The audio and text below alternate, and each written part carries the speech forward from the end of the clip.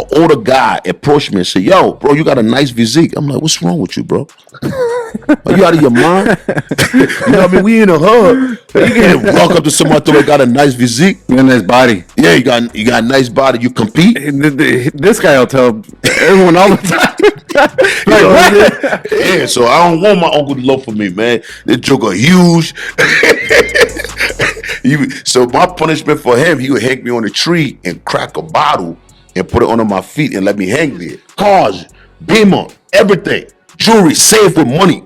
They're like, "Yo, what you do?" I'm hungry. I said, "I'm hungry." You guys say you want to move? I would move it. That's a hustler. It's a different from a hustler than a drug dealer. You never know who's gonna betray you. You never know who's gonna rat on you. You never know when you're gonna get killed. You never know when you're gonna die. You never know when you're going to prison. You never know the girl that next to you could set you up. You never know your boy in the backseat could blow your head up because we got the little money going. They ain't want to split it in 3 ways. So you're living a fast life. You can't even enjoy your money. All this money, I come to my mom like, "Yo, I made it." My mom said, "I ain't want that shit."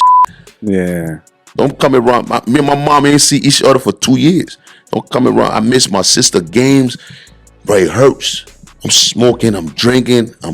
That's why I keep saying, stop looking soft, stop looking weak, stop looking sloppy. Muscle through the pain. I was muscling through the pain. I was going through the pain. What's up, guys? Welcome back to the Southpaw Bill Podcast. Today we have an amazing guest featured on ESPN. You guys have all seen The Walk. He's a bodybuilder, motivational speaker, and the force behind NDO Nation.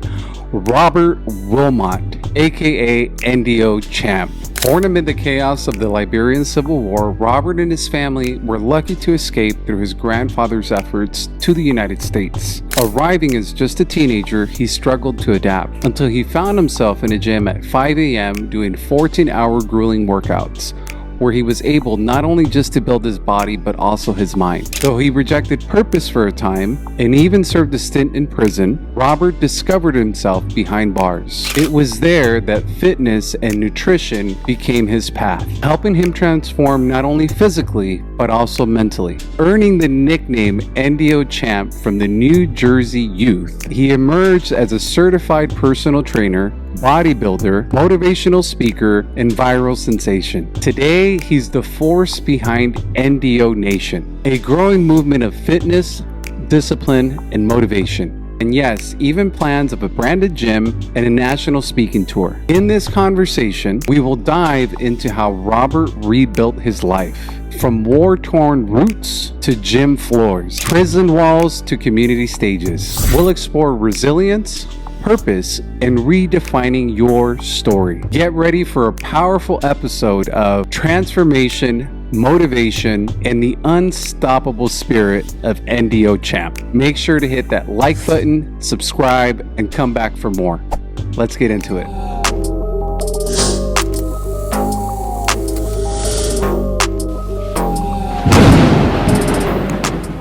Champ, what's up? What's up? What we doing? The Rebirth, right? We're doing the Rebirth. Podcast's on. We're ready. Blend it up. It's your boy NDO Champ, man. It's the Rebirth. Leave those mics over here. And the rebirth of the champ. The Rebirth. Yeah, so just get those mics over here, and then we're... Rebirth for 2025, Mr. Olympia. Mr. Olympia, NDO Champ on the Southpaw Bill Podcast, Southpaw Boys. So what's up, man? I know you just signed it. How you doing? You're not tired at all, huh? Blend it up, Tim. I was going to walk, you know what I mean? You're always going to war. I walk from Jersey to Vegas, man. We in the building, man. What's good, brother? Well, how you doing, man? Doing great, bro. Can't I'm complain. happy. I'm happy to see you. It's been a minute. It been bro. Damn, where was that? We're in Boulder, shooting guns, having a good time. With you with your shirt off you just keep and the Desert Eagle. Oh shit! I told him. That was like my first time going to a gun range, bro. That was one of the best time ever, man. Right here, right? And then you'll see a red dot. A red dot goes to whatever. That was a good experience. Yeah. It was fun. It was a good time. And that, it was dope. What is it, Joker? That sloppy Joker. Sloppy Joker? We hate that sloppy Joker right in the stomach. Sloppy Joker. Boom, boom, boom. You know what time it is, man. The whole squad here. You gotta stay ready so you ain't gotta get ready, you heard? Don't move! Everybody get ready. See, the enemy gonna be here in 30 minutes, so we gotta make sure we got everything ready. No hesitation. Nobody leave behind. No soldier leave behind. You wanna play rough? You wanna go to war with me? You wanna go to fucking war with me? Huh? Yo, you dead! Sloppy joker. That sloppy joker done. It was a good time, man. I had a really good time last time when you came out with you, with Double R, with Rocky and the kids. Yeah. Joe was amazing. Obviously, Will was amazing. Yeah. And thank you again for joining us on the podcast. I know that we've been trying to put this together for some time, and so That's a fact, bro. I appreciate you. So for you to know, the podcast doesn't have any ulterior motive other than to share your story, whatever it is that comes up during conversation. Yeah. But we want to get to know a little bit more about you. I know that there's sometimes a misconception of what's online, of what we post, and then there's a reality of us. And so I want people to get to know a little bit more about you. I know that when we first met, you were sharing some stories with me. Yeah, we was busting down, right? We were talking about something like, yo, Champ, you know what? You got to come on the podcast, man. You got to share the story with the people. And I was saying, for those who don't know me, like I was born and raised in Liberia, you know, and I was born 1984, and the Civil War in Liberia started in 1989. So I was like 2, 3, going on 4 years old when the whole world was into a chaos, you know what I'm saying? So you being born into a war, like you don't even have that time to be a kid, you know what I'm saying? Like you seeing kids your age growing up like 5 years old, 6, 7, 8 years old, and you seeing straight bullet taking them out, and you got rebels that capture in different side of the country, and you have mothers at that time in Africa. Mothers, the fathers go to work, the father go hustle, the mom stay home. You got a stay home mom that got 4 or 5 kids, and when the rebels come down, they kick down the door. Guess what? The papa's not there. So the mother could only take one child to run out. You know what I'm saying? So now you left like about 6, 7 boys behind. You know what I'm saying? That the rebels are captured, like, all right, we're going to turn these young boys into a little soldiers. Child soldiers. We're going to give them drugs. We're going to give them weed. We're going to give them whatever they need. And we're going to manipulate them and tell them, listen, you know what I mean? This is what it is. And you got now you got young boys like 10, 15, 5 years old, 7 years old, butt-ass naked with AK-47, M16, 50 caliber in their hands, you know what I mean? Running around high of drugs and just killing innocent people, burning down houses, burning down churches, burning down recreation centers, burning down Capitol buildings, just going crazy now, you know what I mean? So now, and that's what you grew up seeing as a kid. As a kid, I'm 84. It started 89. It didn't stop until 2004. Wow. They didn't stop. It wasn't so it was like a straight 14 years. Yeah. You know what I'm saying? So like my pops got caught up in the war. So when I was 3 years old, he got caught up. So I haven't seen him since I was 3 years old. I haven't seen him, you know what I'm saying? And my mom had to put us in like a wheelbarrow, me and my little sister, and she had to dress up like a bomb. Like, you know what I'm saying? Like one of these bombs, you know what I'm saying? Yeah. Pushing a wheelbarrow so people can, you know what I'm saying? To get you guys out of the town? To get out of the town to go to the village, you know what I'm saying? So when she do that, man, let this crazy lady go, man. You know what I'm saying? Yeah. Let this crazy lady go. But you know what I'm saying? Just saying that, man, you know what I'm saying? And at the age of 5, 6, 7 years old, now you understand your father ain't coming. You got to be the man of the house now. Are you the oldest one? Yeah, I'm the oldest. You're the oldest. So now you the oldest, you know what I'm saying? And you have to step up. You know what I'm saying? You got to learn how to go hunt. You got to learn how to go plant. You got to learn how to plant cassava, potatoes, mangoes, you know what I'm saying? You gotta learn how to go out there and go fishing, you know what I'm saying? You the man of the house, ain't nobody bringing no bread in. You gotta go do all these things at a young kid. age. You know what I'm saying? It wasn't no excuses. You gotta go on the highway, sell cold water, sell boiled eggs, sell kerosene, you know what I'm saying? And when every time they have a little school opened up in the area, you would go in there until the rebel then come in, everybody burn down again, everybody start. You know what? It's crazy, man, because where we grew up in El Salvador, and there was a civil war for 12 years. And that's one of the reasons, the reason we escaped as well, because they would take people off buses, shoot them down. The guerrillas would come and they would pick up kids and put them into the guerrilla, right, to fight with the rebels and stuff like that. College students would get taken. And then all the stories I was 5 years old when we left. My other brother was 3. He was about a year old, and a lot of death, a lot of destruction. So in Liberia, went on for 14 years. In my country, went on for 12 years. 12 years. Yeah, it's simple. Yeah, it's devastating. And it's crazy is that, you know what I'm saying, when you have this opportunity where, you know what I mean, you're the chosen one for the community you come from. Like, I didn't even know I was coming to the U.S. Why did that come about? That's crazy because my grandfather was in the U.S., in Brooklyn. And my grandfather, when he got his paperwork in America, he's like, yo, I have a daughter in Africa that she have kids, you know what I'm saying? Talk to his family, like, yo, I want to bring my daughter. So he called my mom, like, yo, I'm going to send for you. Then when you come, you send for your kids. My mom like, hell no. I'm not leaving them. I'm not leaving my kids here, man. You feel me? So my grandfather, I bet. So my grandfather ain't called my mom for a year. My mom mad as hell, right? But my grandfather putting a little bread together, you know what I'm saying? Yeah. Getting all the little petition, everybody to help out. And my father called my mom in 99. You know what I'm saying? Said, yo, listen, I'm bringing all your kids with you. But it was so crazy, my mom couldn't tell me. Because where you from, if you tell your homeboy, like, yo, I'm coming to the U.S., they're going to kill you. You know what I'm saying? They're going to put something in your food because they're like, it's not them. It's not them. They're not the ones coming up. You know what I'm saying? Like, man, you're going to leave me here and you go to, because the imagination of the United States in Africa is like, yo, like, they think money just go on tree. They think, you know what I'm saying? Yeah. They think, like, yo, they only see Manhattan. They don't see, they don't see North. So that expectation is so high. Like, yo, you going to the U.S., boy, you going to be eating off the glass. You going to be eating glass steak. You going to be out here. Go flakes. So my mom ain't tell me. I didn't even know. How old were you? I was 15, going on 16.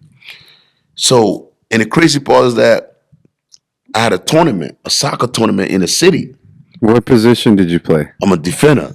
Yeah, so I play the game. I play the destroy. I play the kill. Yeah. You know what I'm saying? Knock them out. Like I'm not that type of guy who I would train day and night just so I work my opponent. That's how tough the game was, like, you know what I'm saying? So we had to go out of where we had to go to the city and play a couple of teams. And after the game, my uncle was looking for me. And my uncle, every time you look for me, is like either it's a problem. You know, trouble. Yeah. So I don't want my uncle to look for me, man. This joker huge. So my punishment for him, he would hang me on a tree and crack a bottle and put it under my feet and let me hang there. It's like if you listen, you gotta hold on to that tree. You know what I'm saying? So when they hear you, my boys were telling me, your uncle came by looking for you. I'm like, nah, don't tell him I'm here. And he's trying to bring you to America. Yeah, but I didn't know what was going on. Because my mom didn't want to tell me before I tell one of my homeboys. And you know what I'm saying? Yeah. And they killed me. So, and I'm like, yo, how was he? Was he like, you know what I'm saying? Was he pissed off? Yeah. Cool? So I'm asking my boy, he's like, nah, he was excited. My uncle don't be excited, man. He said, nah, bro, he was. So I'm like, I bet. So I came home that night, jumped through the window. He's sitting right in the room, just saying, waiting for me. So we ain't never had no electricity, you know what I'm saying? So we had a little candle. I lit the candle, and he right there. He's like, yo, listen to me. Leave everything with me. I said, bro, what is you talking about? He said, you going to the United States. I said, man, stop playing, man. Yeah. You know what I mean? Ain't nobody from out here go to the United States, man. Look at where we at, you feel me? So I look outside, my grandmother crying, everybody in the community crying. When somebody crying, it's death. You know what I'm Right. like, yo, who died? He said, nah, it's real. Your grandfather sent for you guys. Your mom ain't want to tell you before you tell the wrong friend. You know what I'm saying? And you end up leaving back the other pain, poisoning your food and stuff like that. So I'm like, for real? Bro, I came to the United States with a shorts and a tent top. So did you leave that night? We left early in the morning. Early in the morning. We had to leave at 5 in the morning. And the flight took off at 8. Oh, shit. So you just... Yeah, I ain't had time to write. So I had to write a letter to my boys. Like, yo, bro, you know what I'm saying? I don't know what to say, but this is happening. When I get to the U.S., I'm going to hit you guys. You know what I mean? Yeah, so, you know what I mean? And we came, bro. And we left. You landed in Brooklyn? Yeah, we came through JFK. You know what I'm saying? And the crazy part, we driving through, and when we got to Brooklyn, and I asked my grandfather, are we in the United States yet? Like, what was that long ass flight you just had? Yeah, it was 16 hours, man. We had to stop in Cote d'Ivoire. We had to stop in Ivory Coast for a couple of hours. Plane came to JFK, you know what I mean, 16 hours. And bro, when I came through, I'm looking at it, I'm like, yo, this is not the U.S. What did it look like to you? Bro, this is what we see on TV. Like, you go to the movie theater and you watch, you know what I'm saying, some movie for the U.S. You see Manhattan, you see Nice Vegas. areas. You see, I'm looking and I'm like, yo, you seen fiends walking around. You seen dudes there holding hands. You seen all that. I'm like, yo, what is this? Where we at? Yeah. Like, grandma, like, yo, welcome to Brooklyn. Right. So, Culture shock. yeah. So now, everybody go upstairs. I sit on the porch, right? And I'm thinking. It's you, your mom, your whole family. 2 brothers, 2 sisters. Okay. You know what I mean? It's 6 of us that came. Okay. You know, my mom's 2 brothers, 2 sisters, plus me. I'm the oldest. Okay. You know what I'm saying? And we had a little room like this, all 6 of us. You know what I'm saying? And I'm sitting down on the porch. I can't believe it. I'm excited, but at the same time, I'm like, yo. You know what I'm saying? This, where the fuck? Yeah. Am I at? So now the fiend walked by. I'm on the porch, and she's like, "Yo, you got a quarter?" I don't even know what quarter means. I don't know how. I don't know what is a quarter. A quarter of what? I'm like, what? I'm like, she like, F you them. Never mind. Yeah. Walk past. Hey, bro. So now I'm thinking, like, I'm sitting on the porch, and I called my grandfather. Asked my grandfather. I said, "Yo, can anybody be successful here?" Like, you know what I'm saying? Yeah. Because there's a goal. The goal was me. Because when I was coming to America, everybody coming to me like, yo, you the oldest. Yo, you could change the community. You could go, you know what I'm saying? Create a hospital, build a clinic, build a recreation center, build a school. Look right here, we ain't got nothing, no water. We had to go to the creek. You see bodies walk. You see dead body going through the creek like that. You got to kick that to the side, dip the water, put the water on your head, come home, create a fireplace, burn it, put it in the pot, let the water boil, sift the water. Then before you drink the water, you can cook with the water. That story stuck with me the time when we were at Chin Chin. Yeah, you know what I'm saying? So now if you could build a water foundation where you could dig the water, you know what I mean, purify the water now, you know what I'm saying, they could pump the water, you know what I'm saying? It's what it's saying, like, yo, Lo, you the chosen one, so now it's, you 16, you about to be 16 years old. Everybody tell you this problem. You ain't never been to this place. Because in their mind, money drop from the tree. Yeah. In their mind, whatever they see you, so you came in America, everybody, hey, hello? Welcome. $1,000. Hey, go back home. That's what in their head, bro. Yeah. And that's why it's so crazy for my homeboys that get deported. They don't even walk down the street no more. Because people look at them like dogs. Like, yo, you failed. You failed us. He could be protecting his This episode is brought to you by MBM Credit Solutions, providing value through education. 8 out of 10 Americans have something wrong on their credit report. And that mistake can be holding you back financially, whether it's renting an apartment, getting a credit card, securing a mortgage, even securing employment. As a mortgage professional for the last 23 years, this is the only company that we feel comfortable referring our clients to. Many of our clients have increased their credit scores over 100 points in as little as 7 to 10 days. MBM Credit Solutions is here to help guide you in removing negative, inaccurate information using the Fair Credit Reporting Act. Even if the information is accurate, if the Fair Credit Reporting Act was not followed, that information must be removed from your credit report. That means you are legally protected from having bad credit due to errors, and they're here to help you take advantage of that. They help you legally challenge inaccurate information, remove late payments, charge-offs, collections, bankruptcies, foreclosures, and negotiate accounts. In essence,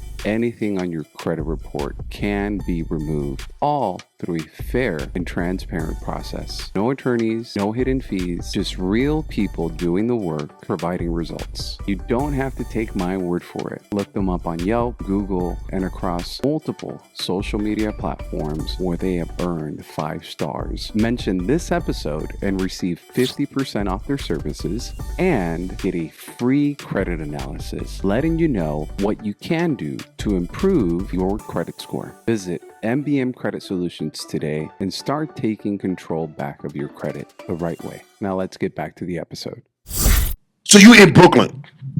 You sitting there on the porch. You seen this. Like you just came from a war zone. There's another war going on. You got Crip blood, you got different gang members, you got drugs. You seen a crackhead, you look across the street, it's a corner store. Next to the corner store, it's a liquor store. Right to the liquor store, it's a church. Next to the church, it's Poppy Bodega. You got the Jamaicans.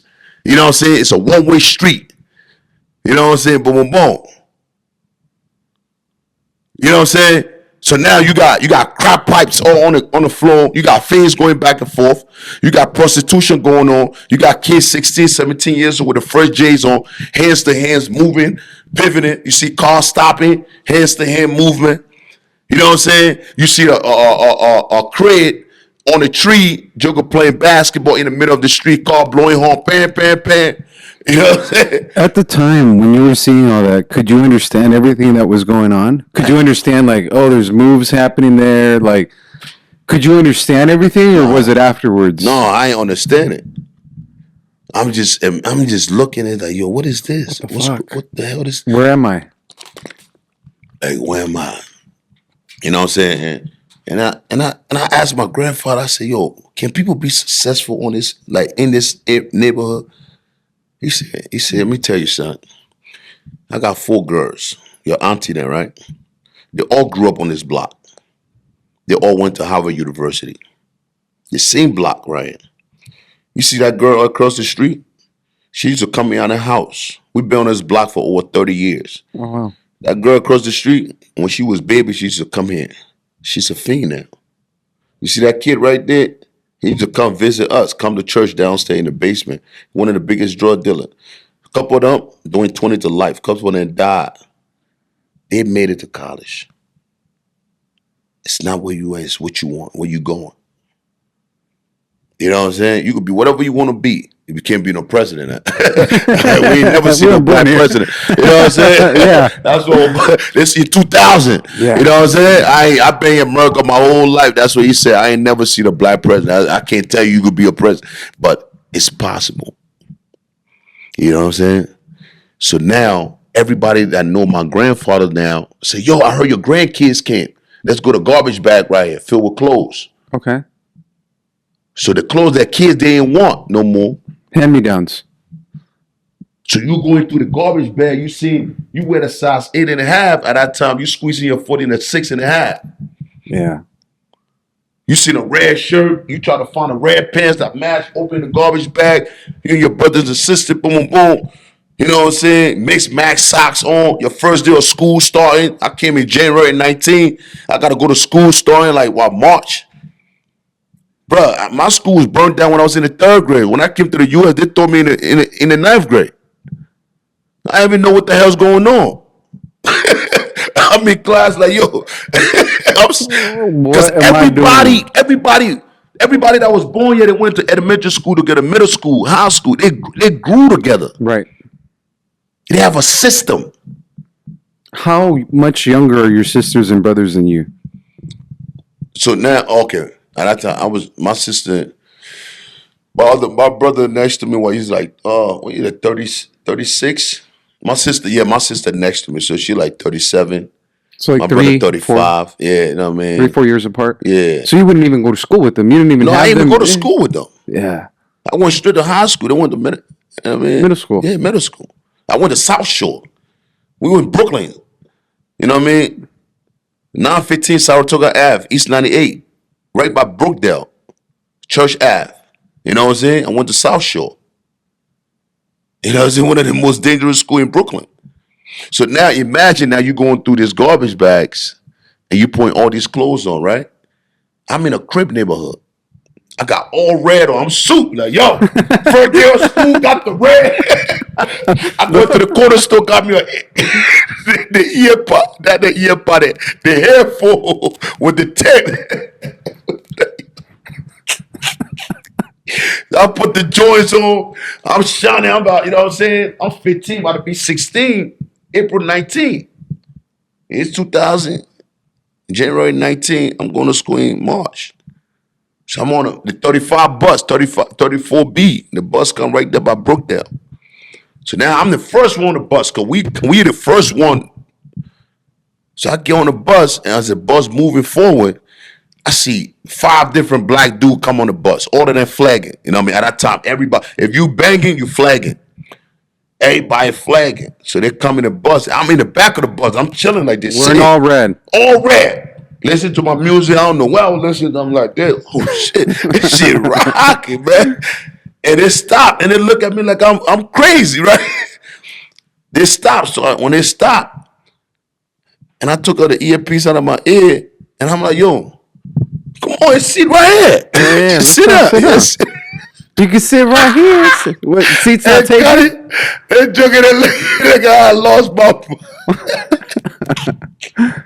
These are kids. This is the bus to school, or this is the public bus? No, there's a public bus. This is a public bus. Yeah, this ain't no school bus. We in high school. We ain't doing no school bus. This regular bus, everybody get on. Yeah. So I get on the 34B, then we switch. When we get to church, I think Church Ave and East Parkway, something like that, we switch to the 78 bus. So you transfer over. So you go into a whole different borough. So our borough now, we go to, from the 90s, we go straight to the 80s. Okay. You know what I'm saying? So our bus get to us and transfer to the other bus to take us to South Shore. You know what I'm saying? So now it's a whole mess to get to high school back then, huh? It's a whole mess to get to high school. Yes, it's crazy. So then looking like, yo, sit down, like, yo, what that red be like? Like, huh? What you talking about? So now it sparked up. And when I came, when the bus driver, like, yo, broke it up. And I came to my grandfather, I said, what's going on? Why people like me, my own people? Every time they see me, it's like they're mad. You know what I'm saying? They want to fight. You know what I'm saying? What's going on? You know what I'm saying? Like, where I come from, we you know what I'm saying? I come from a brotherhood. Like, yo, mom, you my brother. Like, you feel me? Yeah. This is what we, you know what I mean? That's how we grew up. So it's a different word. It was a different word, but it was different color. I don't know. It was a color I was wearing. You know what I'm saying? And my grandfather tell me, like, yo, listen, no matter what happens, don't put your hands on nobody. Because if you do, you're going to get deported. So I'm like, so I should sit down. Somebody hit me. I can't do that because if I do, say, no matter how you look at it, he could be a gang member, he could be this, he could do that, he could be one of the baddest kid, but that's a citizen of the United States. If they Google your name right now, they Google where you're from right now, you a war baby. You a child soda baby. If they Google right now, you go on the internet, you will see a Liberian kid, you're eating human heart. That's how the judge gonna look at it. They don't look at it like you coming to America to get an opportunity to provide. They don't look at none of that. Yeah. It look like you hurt this citizen. You going home. You understand what I'm saying? So That's a lot to take in, man. as a 15 years old, Yeah, you're true. 15 years old. Somebody tell you stuff Yeah, like that. pop them. Yeah, someone did something to me at that age. Like that would be really hard not to. You know what I'm saying? And it was crazy until I met my boy Kevin. He from the block. You know what I'm saying? Called Kev. He Jamaican. And I came to him and said, bro, how old was you when you came to the U.S.? He's like, yo, I was like 3 years old. I said, bro, because it was a kid, right? Because now my aunt. You can rotate this one too. Like My aunt. There you go. My aunt, they would take us to Pekin Avenue and they would get like a Timberland boots. And I'm like, you know me, I'm from the city. I play sport in Africa. Like, yo, I When better you came start. here, did you play sports or no? No, in Brooklyn, I couldn't even play soccer. It was all basketball. I had to learn how to play basketball. It wasn't no soccer field. Like you in Brooklyn, no soccer field, none of that. You know what I'm saying? You playing basketball, that's it. You know what I'm saying? You got to learn how to play, but no soccer, no nothing. So now the love for the game, I lost it. So I had to pick up basketball every day, literally, you know what I'm saying? Playing on the park, doing all of that. And my aunt, they would take me to Pekin Avenue and they would try to buy the fake Timberland boots. And I know the real Timberland, but I said, nah, don't worry about it. You just came from Africa. But they don't understand. Liberia is colonized by America. Like, bro, we got golds and diamond. Like, no matter what the war going on, Yeah. bro, we live it. They don't care about none of that. Like, people moving. You got people in the United States sending stuff back home to their family, building. You know what I mean? Right. Like, bro, don't care about that war stuff going on. They're going to live regardless. Oh, it has to become a music. Yeah. People are still going to the market. People living. People are still living. You know what I'm saying? I'm a star. Like, I play the game. You understand what I'm saying? Like, if I play the game where people will cheer you on. People, you know what I'm saying? Like, in my community. Right. You know what I'm saying? I have houses, everything, you know what I mean? We have a whole club. Like, you know what I mean? My mom's a soldier. My father's a soldier. So my mom raised with my father. So, you know what I mean? She was a hustler. So I always been a hustler, you know what I'm saying? So I know things. We were just being humble when we come. Like, yo, you know what I'm saying? Like, I play on a big stadium. Like, I play. So when she told me, I said, listen, I understand, but you know, in that mind, like, yo, you from Africa, you know what I'm saying? 'Cause if you never been there, you never understand. Have you been back? Nah, No, no more. nah, man.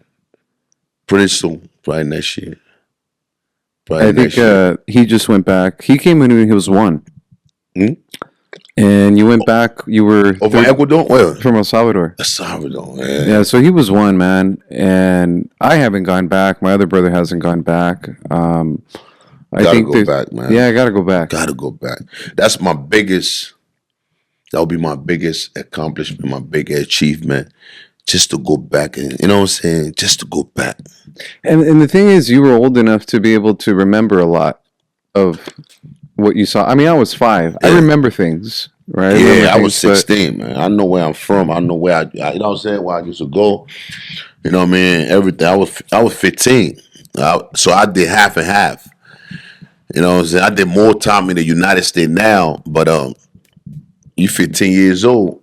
Did you always stay in Brooklyn? No. I only did a year in Brooklyn, and then we had to leave. We had to leave and go to Newark, New Jersey. So that's why you always Brick City. I said, I born in Liberia, like Brooklyn.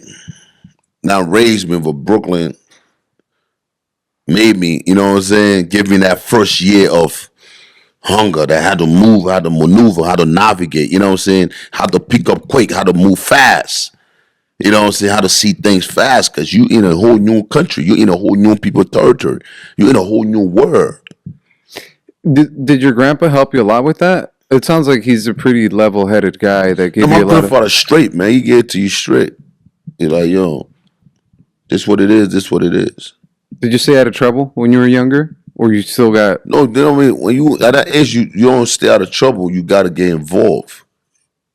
You understand what I'm saying? Yeah. Because you in an environment where, as the age of 15, You're going to 16, you either going to be part of this community, part of the society, you're going to be part of your environment, what's going on, or what you going to do?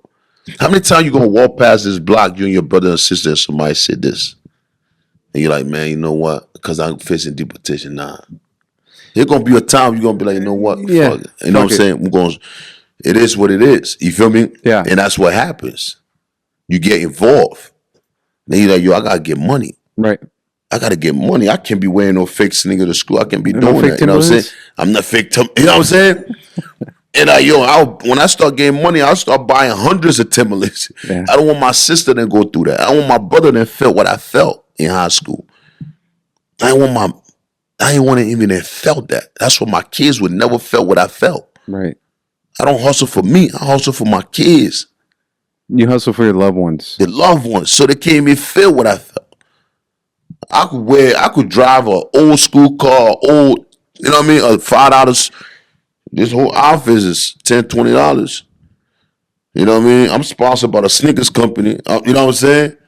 But Yeah. I would make sure they get what they want. You know what I'm saying? Yeah. It's about them. And that's one of the things that in our conversation and in a lot of the content that you push out, it's positive, it's grit, it's motivation, it's tenacity, it's a go-getter mentality. I asked you a little while ago if you were tired. You said, "No, I'm not tired. Like, let's go." Hell no, you can't be tired, bro. So, do you think it's that struggle that you went through and then wanting to, someone telling you that you're the older one and you got to provide, or you're the man now, that stayed in your head and that's why you're so driven? Yeah, bro. From 5 years old, you start doing everything for yourself at the age of 5 years old. You can't put no expectation on nobody. That's why you get disappointed. You know what I'm saying? If I get, you know what I'm saying, I can't tell, yo, I'm gonna put my whole trust in this person. If the person ain't coming, he gonna feel this. If you come through, you come through. If you don't, hey, I'm cool. I gotta go get it. I gotta move.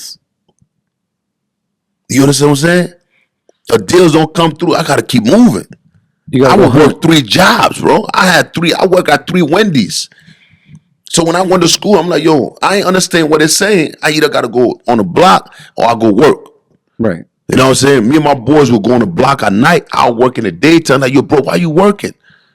I said, but man, why sit here with y'all all day if we selling $5 bag if they were hiring for $8 an hour? Right. Bruh, I'll get that $8. I'm gonna go get that $8 and I got income tax. Right.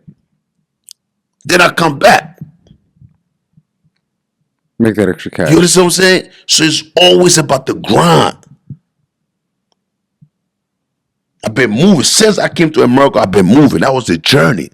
The journey never stopped. After you got out of high school, where did you end up at? You were already in Newark or New Jersey. Yeah, so after 9th grade, 10th grade, I got out of high school. I just said I'm going to start working. You know what I'm saying? I'm going to start working. I started working at Wendy's. I was 17 years old. And me and my mom moved to Newark. We left Brooklyn when I was 16. We moved to Newark. And I'm like, damn, I can't get in trouble. I got to help my moms. My mom dropped out of school to raise me because of the war. You know what I'm saying? And just us, 2 brothers, 2 sisters. So I was, you know what I'm saying, my first time playing American football, I was so nice, the first just running the ball, and the coach was like, yo, you got to come back tomorrow. I'm like, I can't. I got to babysit my brother and sister.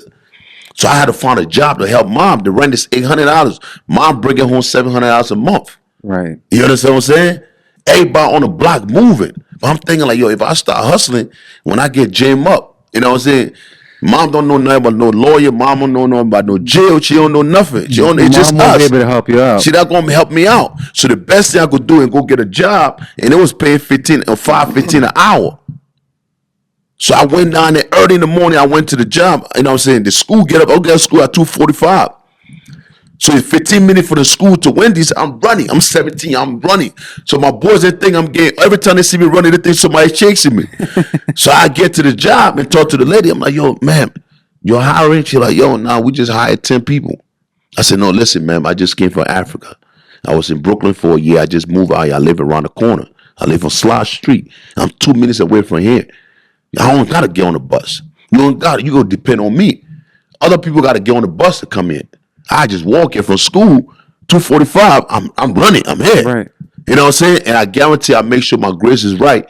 You know what I'm saying? But boom, I could work from 3 to 8 and be home by 8:30. Make sure my brother and sister eat before my mom come home at 9.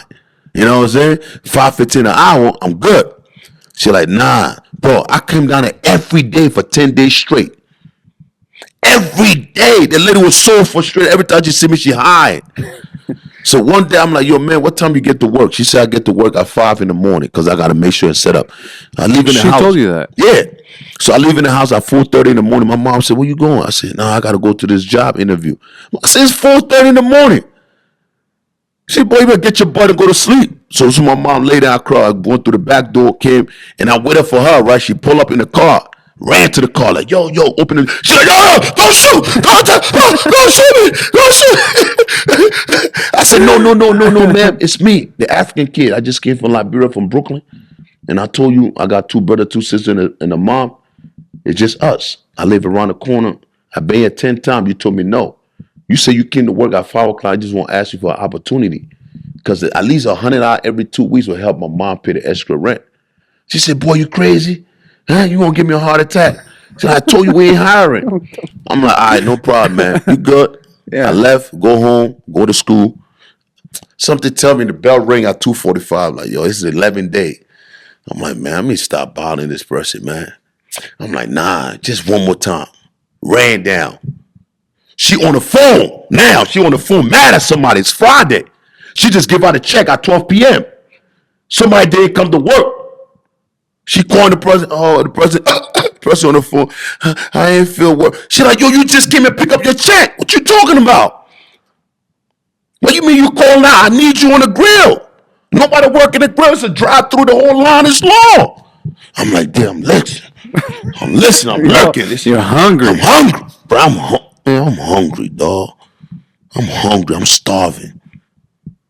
Yeah. I'm hungry. I'm looking. You know, so I'm in the back. I'm peeping. She mad.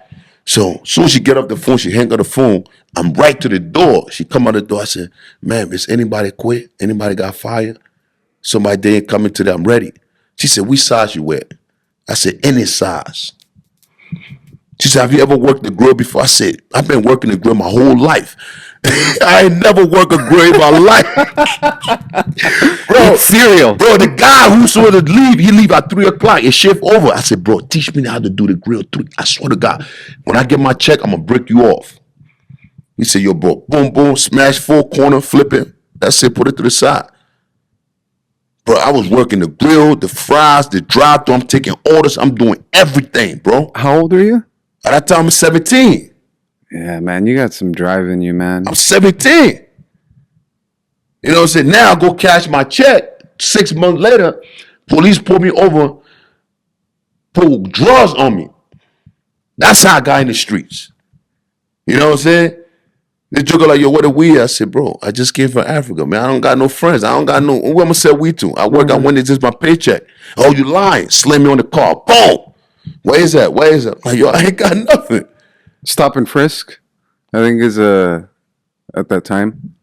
Bro. Oh, snap. We got a bag. Put a cuff on him. I'm 17 going to 18. So it's a couple more days before my birthday. One more day before my birthday. They took me to the county jail. Before the morning came, I turned 18. They took me to Caldwell, one of the big prisons in Jersey. Caldwell, New Jersey. That's where all the murderers, everybody doing 20 to life, everybody in there. I'm in there for a couple of bags of weed I ain't even do. I'm in there with them big boys. Them joker 300 pounds, cutty. Curd in the water bag. Yeah. Push up. My mom ain't even know where I'm at. She can't even find me. Who she can call? She ain't got no friends to call her. Yo, I ain't come home. My job calling me. So I came home in the morning, you know what I'm saying, to give me a court date. I come home, the job fired me. Yo, we needed you the most on Saturday. I'm like, yo, I was locked. Nah, we ain't want to hear that. Owner ain't want to hear that. Bro, no job. They took my wallet. My green card is gone. My lights, everything is gone. I'm naked, bro. So I'm like, all right. Since you won't do me like that, nigga, everything moving, we moving it. I put a crew together. Everything moving. If it's guns, it's drugs, it's scam, it's bank, whatever it is, moving. The same mindset I had working. I'm just gonna apply it somewhere else. Man, 4 times. Bro, I made $800,000 before my 3rd year in America. I made close to $1 million. Just coming to America. The first came and got me in 2006. I came in America in 2000. Millions they came my house like this. Cars, Beamer, everything. Jewelry, saved with money. They're like, yo, what do you do? I'm hungry. I said, I'm hungry. I said, what you do? I said, everything moving. You guys saying you want to move? I would move it. I would go to the club and sit there and watch somebody come in there nice, dressed up nice, and I would send a bottle of Cristal to them. Like, yo, bro, it's on me. And you're like, yo, who is this kid? And he come to me like, what's up? We'll change number before you have breakfast, before you low. What you got going on? Don't worry about me. Oh, yo, you do that? I said, no more. I got you. What you need? You feel me? That's a hustler. It's a different from a hustler than a drug dealer. Then, you know what I'm saying? You never know who's going to betray you. You never know who's going to rat on you. You never know when you're going to get killed. You never know when you're going to die. You never know when you're going to prison. You never know the girl that next to you could set you up. You never know your boy in the backseat could blow your head up because we got the little money going. They ain't want to split it in 3 ways. So you're living a fast life. You can't even enjoy your money. It's like all this money, I come to my mom, like, yo, I made it. My mom said, I ain't want that shit. Yeah. Don't come around. Me and my mom ain't see each other for 2 years. Don't come around. I miss my sister games. Bro, it hurts. I'm smoking. I'm drinking. That's why I keep saying, stop looking soft. Stop looking weak. Stop looking sloppy. Muscle through the pain. I was muscling through the pain. I was going through the pain. What got you out of that life? I had to go to jail. I went to prison. When I went to prison now, the feds came, kicked down my door, 2 of my homeboys in the crib. I said, thank you. What took you so long? So my boys, so they're like, yo, boom, boom, we're going to search the whole house. Whatever we find in the house, oh, yo, we find this. They're yelling. And they come to my homeboy like, yo, bro, you're facing 30 years because the shit we find in the house. My boy start crying. You know what my boy tell me? Right now, he probably watching. You know what he told him. You know what he tell him? He said, yo, come here, cops. Come here. Officer, take the cuff off me. I know where he keep all his stuff at. It's a Lexus down the block. When you go straight down, make a right. Hit the remote button. The remote gonna say tweet, tweet. And the crazy part, somebody just bought the car. So I cleaned up the car. It was nice and clean. The car was clean. You know what I'm saying? But you were, let me ask you this, because sometimes, we watch those stories where, you got to do what you got to do. Word. Right? At the end of the day, put in work and handle business. But it sounds like inside you wanted that life to end. Bro, every night. When I had my first son, I cut my drag off. And I prayed to God every night that I go to prison. Every night. That was my request to God. Please come get me. Please, because you were you in too deep. Everybody around you depend on you because you the one with the fire. Right. Well, you see, go on my page right now, right? How many sponsors I got? Over 5-6 sponsors, right? And I'm moving. It's the same hustle when I was in the streets. How many connects I got? Right. How many team I have? I gotta eat. You know what I'm saying? I gotta go get it for my homework. Bro, you good at this? I bet. You good at this? I bet. Good. You know what I'm saying? Hey, it's Mike from Southpaw Boys. Every week we're going to be giving away free Southpaw Bill t-shirts to someone showing some love. Stay tuned. We'll be announcing them every week. It's easy and it's free. Just subscribe to the podcast and share a clip. Tag us at Southpaw Bill so we can find it. Congratulations, Count Your Blessings 4141. You're this week's winner. DM us on Instagram so we can get that out to you. If you want to keep this going, go to SouthPawBill.com and give yourself some merch. That's how we're able to bring you real stories and real guests. Now let's get back to the episode, and just remember, keep swinging. So if I just say I quit right now, How my boys ain't gonna eat? It's a domino effect. You know what I'm saying? So I'm just praying they come get me. Yeah. So when they came and got me, everything was in the crib. I told my boys, and like, yo, you're good. I told the feds, leave my brothers alone, leave my boys alone. Leave them. The officers, I said, take the cuff off on them. I would sign a paper right now on camera. Anything that's in this house, even in their room, put it on me. Let me come home. My son was 9 months old when they kicked down my door. My son ran to me. My son ran to me when they kicked down my door. December 6, 06. I went to Passaic prison, feds. You know what I'm saying? So when I got in jail, I told God, I said, listen, you take the wheels. You know what I'm saying? Whatever it is. Immigration came and said, yo, you did what you had to do. We got to send you back home. I said, all right, no problem. I'll wait on the flight. They lost my passport. And they said, okay, we're going to let you out. All you got to do, work with us and get us your passport. I said, I could do that. I could go get my passport for y'all. So when I got that opportunity, every kid's in the neighborhood, boot camp, calisthenic, mentoring them. Kids that were getting punched in the face smashed in the locker room, face smashed in the toilet, getting bullied, getting this. But we were doing 1,000 burpees, 1,000 mountain climber, 1,000 push-ups, 1,000 jumping jack every day, training them boys like a soldiers, like a warriors. This is real pain. NDO Nation was built on real pain. Day and night we're in there with them boys. Did you start working out like after that happened, or you were already doing it prior to? What? Like working out, like after the feds got you, right? No, I used to go to the gym. I used to go to the park and train because I understand one day they're going to come. I was praying for them to come. I said, one day they're going to come. Because I remember one time I got pulled over and the cop just let me go. I said, nah. Somebody made a call and like, yo, let's let them go. We ain't ready for him. They're coming. It's just a matter of time. So my boys would go to the strip club and be drinking like, yo. I would sneak up and go to the park and start doing my pull-ups. Start getting myself ready. So I was 2 steps ahead of them. Right. So when they came, I was relaxed. So when they closed the cell, I was doing 1,000 push-ups. 30, 40 dips off the sink. You know what I'm saying? Water bag? I don't care what time you were going to give me. I understand I was going to come home. I know it wasn't going to be life. Right. But I was just ready to come home and meet my son where he at. You know what I'm saying? So when you get out and you get that opportunity, immediately you went to pay it forward to help out these kids in the community. Yeah. I went to the gym. I used to do it at the park. You know what I'm saying? Nobody couldn't hire me. I ain't had no job. So I started making workout DVDs, selling it in the back of my car. You know what I'm saying? I would sell it for $5. Sometimes they would give me $2 at the park, Weekwood Park. So I would order all the workout day in prison. I put it on a DVD. My man would record it with an Android phone. We edit it, boom, boom, we chop it up. You know what I'm saying? That was my job. So I would come home sometimes $25, get a little milk, little cereal, rice for the kids, you know what I'm saying? Help out. And I would catch the buses and go pick my kids up. Because I had like 3 baby moms. So I would go pick them up on the bus.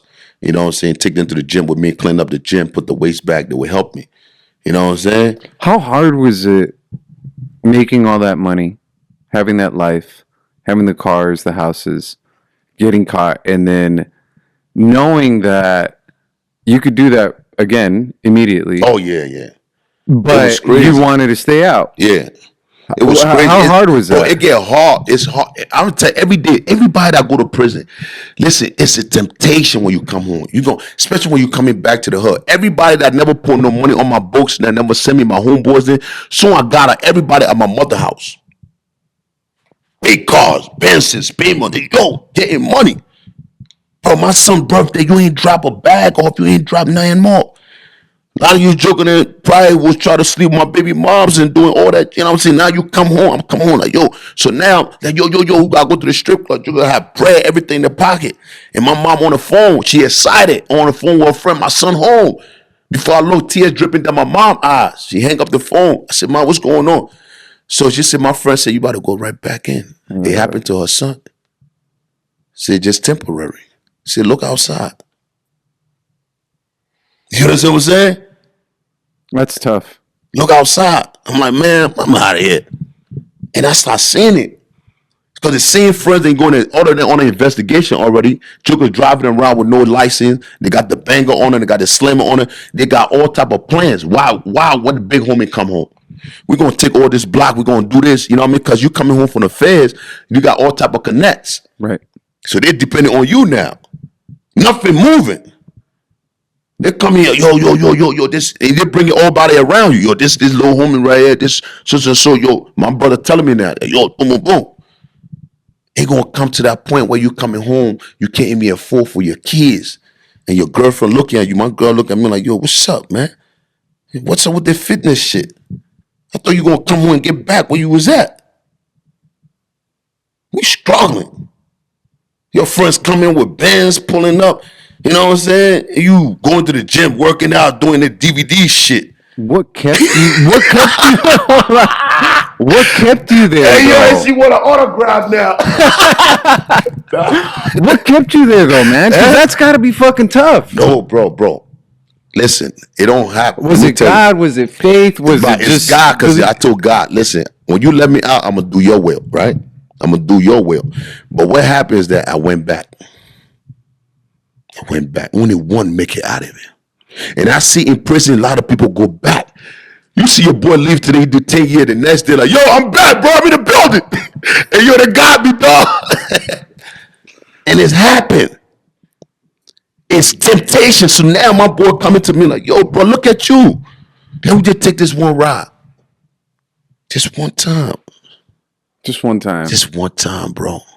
You back. You buy you a G-Ride, shorty gonna be all right. Then you go do whatever you want to do. You go do that gym shit. Like, look around you, bro. Everybody smoking black and mild, weed, crack. Look at around you, man. You see anybody healthy, bro? You the only one walking around looking like this, man. This shit ain't working. Just one time, bro. Just for us, bro. It's tempting. You looking tempting, around, man. you ain't got nothing. All right, man. You know what? One time. Let's go. We out. So now, your stomach, your body is like, you just say yes. You in that G-Ride. We driving. And you like, yo, what did I do? God just gave me an opportunity to reunite with my kids. I know I'm struggling right now. I know I'm going through it right now, but I already say yes. And you pray, you sweat. Nigga, like, you good, bro? Yeah, man, pass to the LQ Roco, go to the liquor store. We'll get some, man. We sipping. Yeah. And my body bubbling. So we get to the spot, boom, boom. I couldn't even leave Jersey. I'm in another state. We did what we had to do. We coming. My boy, they living. They outside. It was outside. People changed, dog. People you think you knew before you went in. This a new brand people, dog. I'm thinking this is seeing people I know like today. They different. I'm thinking you looking out for me to get some more. We got the bread. We coming, boom, boom, boom. My boy hit the red light, ran into somebody, boom. My heart jumps. Grab the bread, put it in my pocket. Jump on somebody, fan. Yo, what you doing? I'm like, yo, be bro. My bread, bro. Yo, be bro. And it ain't nothing, bro. I was just running away from the cop, bro. Yeah. You know what I'm saying? Yeah, yo, no, I'm good, bro. He said, yo, get the fuck out of my backyard. So I ran to the Penn station. Called my brother. Like, yo, you got the bread? Yeah, bro. Thank God, bro. We made it. Thank God. It's never gonna happen. God, thank you. Like, I'm done. So right there, my brother like, yo, going to the gas station real quick. Let me get a block and out. He went to before he came back, he in a brand new car. Yo, jump in, bro, jump in. You ain't too, bro. What I'm gonna say? No. Yeah, well, you gotta go. You gotta roll. Jump in. Bro, take the money out of my pocket, over 10,000. So it's federal crime. I'm going to jail. I'm in the wrong state. Put it in the glove department. Boom. Saying, I'm like, yo, bro, don't worry. We do this shit all the time, bro. I said, what? But when last you started doing this? We getting money. We used to get money. Right. When we started taking cars. Right. Don't worry. Yo, bro, you been gone too long, man. Come on, man. But soon we getting knocked. I get out of the car and say, yo, I'm out. I forgot the money in the car. Call my bro. Phone going to voicemail. All right, bet. He called me back tomorrow. I got to pay to connect. All right. 11 a.m. Voicemail. Oh, shit. 12 o'clock. My phone rang. You got a collect call. Oh, shit. The kid never ditched the car. Pull over to his baby mom's house. She ain't answer the door. Fall asleep in the car. Everything. I'm calling. I bailed him out. I said, bro, from to this day, I never in my life want to see none of y'all. None of y'all. This blessing that God just blessed me. If I had to make $1, I would be the happiest man on earth making $1. My boy said, all right, no problem. He went doing thing. He got locked. He got deported. I was still saving some money in Africa. He in Africa now. Yeah. I'm here. Selling those DVD tapes. I got him home. I still got one of my DVDs. I want one of those.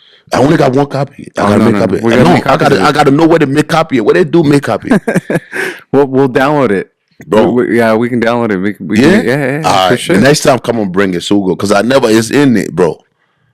$5, man. And sometimes jokers be like, yo, bro, I got $3, bro. I got $3, bro. I'm like, damn, bro, I gotta get milk. I got 4 kids, bro. I gotta get some milk, man. And the crazy part, bro, I started going to the gym, working at the gym. My client, it was raining, charging this guy $5 an hour. I would run $5 an hour. Yeah, I'm charging $5 an hour. And I'm training with them. I'm training with you. Right. You're working out. I'm working out. We run around the whole park. That's 2 miles, twice, 4 miles. We're doing duck squats with the cars. We're doing burpees, mountain climbers. We're doing dips. We're doing pull up. An hour come. Find out, yo, bro, I only got $250, man. I got to go buy Black and Mild, bro. You know, bro, I got you tomorrow. Now I do another hour with somebody else. So it's raining. My other client is raining. He's like, yo, Chim, I got a gym. I said, you got a gym? What's a gym? So I got a gym. Go to the Iron Bar is a Portuguese place. You got Ecuadorian, Salvadorian, Portuguese, Brazilian. I'm like, damn, this is part of North. Walk in the gym, the owner saw me. She's like, yo, look at this guy busy. I said, no, I need a job. She said, you want a job? She said, I just hired somebody. I said, no, okay. If you hire somebody, I will work for you free until that person quit. You know what I'm saying? I work free. She said, you can start now. Put the waste bag, clean up the bathroom. People taking the shit, the bathroom overflow. I put the gloves on, clean up. Bro, you talking about somebody who used to make $100,000 a day, bro. I used to make $100,000 a day, bro. I'm on my knees cleaning shit.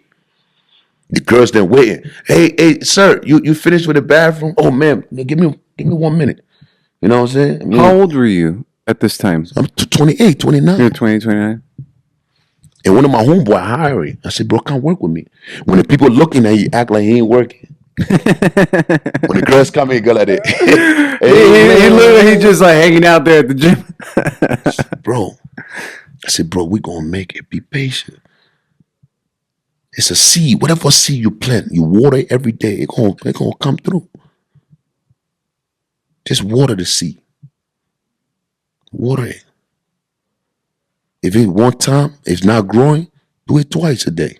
If it's not growing, do it 3 times a day. Trust me. I was patient, though. I waited my time. I was patient. There was a boxing class going on. I cleaned the gym, The boxing coach called out. The owner came to me, she said, yo, the coach is not here today, man. Have you ever teach a boxing class before? I said, so many times. I ain't even know nothing about no boxing, dog.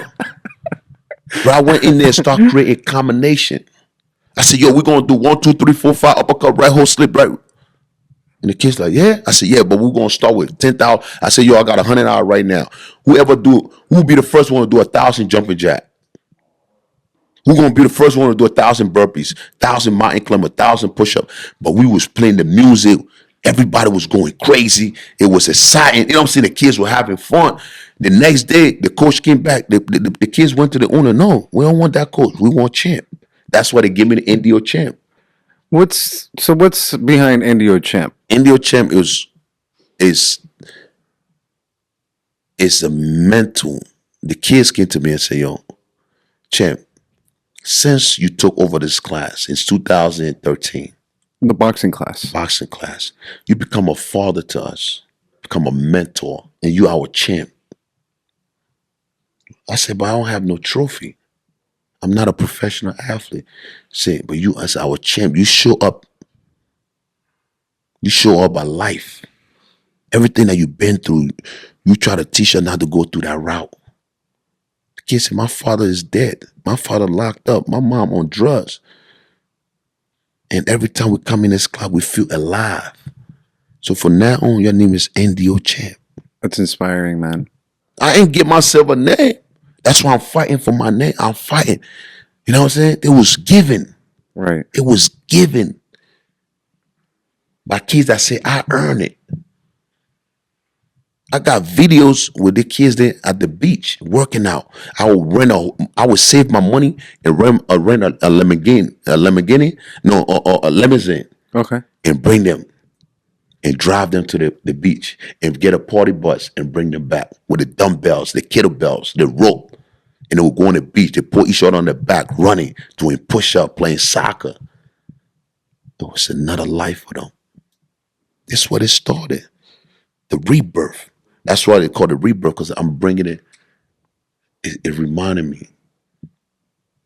So the Rebirth right now, the gear that you're wearing, that has to do with, I know last time, we were talking, and what you're going to be doing this weekend is the competition, Yeah. right? Does it have to do with the competition? Does it have to do with NDO Champ, like the name? It had to do. The rebirth is me just going back to that old me, man. Like reminiscing. I become a professional bodybuilder in 2019. I never understand bodybuilding. I just did it because the kids. They said, Jim, you know you could be a bodybuilder. I said, yeah, I'm gonna do it for y'all. And I become a pro. And since I did it, I got famous doing other stuff. I had so many sponsors traveling. I never had the opportunity to go on stage and give them a show. Yeah. So they're like, yo, Jim, you owe us. Do it for us. So the first time you competed was 2019? That's when I turned pro. Okay. I competed. My first competition was 2012, June 21st. You know what I'm saying? An older guy approached me and said, yo, bro, you got a nice physique. I'm like, what's wrong with you, bro? Are you out of your mind? You know what I mean? We in a hub. You can't walk up to somebody who got a nice physique. You got a nice body. Yeah, you got a nice body. You compete. This guy will tell everyone all the time. You know what I'm saying? You imagine somebody walk up to you and be like, yo, you got a nice body. Do you compete? What type of compete? What you talking about compete, bro? What you talking about, man? Watch your mouth, man. He's like, no disrespect. I'm talking about competition. What competition? He said, bodybuilding. I said, well, what is bodybuilding? We in the hood. We do pull-up, push-up, dips. Right. That's it. We talk about bodybuilding. He said, yo, I own a gym around the corner. I never been to a gym. I worked out outside. So we're outside. You see me, Kyle Green, Victor Martinez, Arnold, all these big Phil Heath, all these guys on the wall. I'm like, yo, these guys is you, like 300 pounds, ripped up. Like, yo, what type of word is this? I said, these guys get paid for this? Just to look like, yeah. He said, yo, but it's a show tomorrow. You won't come? I said, I pull up. So I asked one of my homeboys at the gym. He do bodybuilding. He be doing that stuff sometimes. And I don't understand why. And I asked him, I said, bro, what you think about me doing bodybuilding? He said, nah, it ain't good for you, Chip. You ain't got the genetic, bro. He said, yo, you got to spend money on asparagus, on broccoli, on food. You got 5 kids. You cleaning the gym. You putting the waste bag. You cleaning the toilet. You got the little class going on with the kids. And you know what I'm saying? You making a little money. You getting paid $8 an hour. You come home. You doing your thing. Why would you want to go do something like that? I said, bro, you know what? You right. You know what I mean? You right, man. That's to take it away from, you know what I mean, what I'm doing. Then I thought about it. I said, get the out of here. So I look at it, Tom. I went there. I'm eating a chicken wing. And I got to the show. And the old guy said, yo, Jim, come here. And I come. And he like, yo, you ready? He said, how much you weigh? I said, 195. He said, 195. He said, okay, you'll go on stage next. What? So I'm about to go on stage like this. He said, nah, you got to go get the Speedo. I said, man, where is it, man? Bro, for the hood, man. And I have to understand, like, yo, bro, I need a different life, bro. I need a new life. Did you look at it that way when you competed? What? That first time? That it was going to give you a new life? Or it was just... No, after I did it, After you and did the crowd went crazy, I came first place. I don't know what I was doing, but I came first. I was doing my own thing. Now the girls were teaching me how to pose. Like, you go like this. And I got on stage, I forgot all that. And I was like, Then the crowd was like, yo, squeeze your leg, flex your back, do this. And they were loving me. And every time I turned, I would hit the floor, right? Boom! They get scared. Every time I do a quarter turn, I would slam. And I'm like, yo. And they remember me for that. Yo, we love your performance, man. And I came first place, bro. And one of the expediter came to me and said, calling Guy, he just passed away, my mentor. He was in Hawthorne, New Jersey. And he said, listen, come to my gym. I will train you for free. You got what it takes. So one day, my 1 foot in the street, 1 foot out. So I'm still smoking my Black and Mild. I'm still hanging with my boys then. And I'm like, yo, this is a new life for me. It's going to give me a new path. And I thought about it for 3 months before I called that number. 3 months. I drink my last drink. I hang out with my boys then. They don't know it was the last time I hanging out with them. And I took that drive. I ain't had no license because I just coming home. Right. Put the window down. It was a 45 minutes away from my house. To his gym? I got to his gym. He said, meet me there at 5 a.m. I got there at 5:01. He said, go home. You ain't ready for this. I said, yo, you know what it takes for me to get here? I got pulled over. You know what I'm saying? I had to be quick on my feet and tell the officer, yo, I'm going to this gym. And they know him. He called him like, yo, I know him. He said, go home. The next day, come at 5 o'clock. Come with a pen and a notebook. I was at that gym at 4:55 in the parking lot.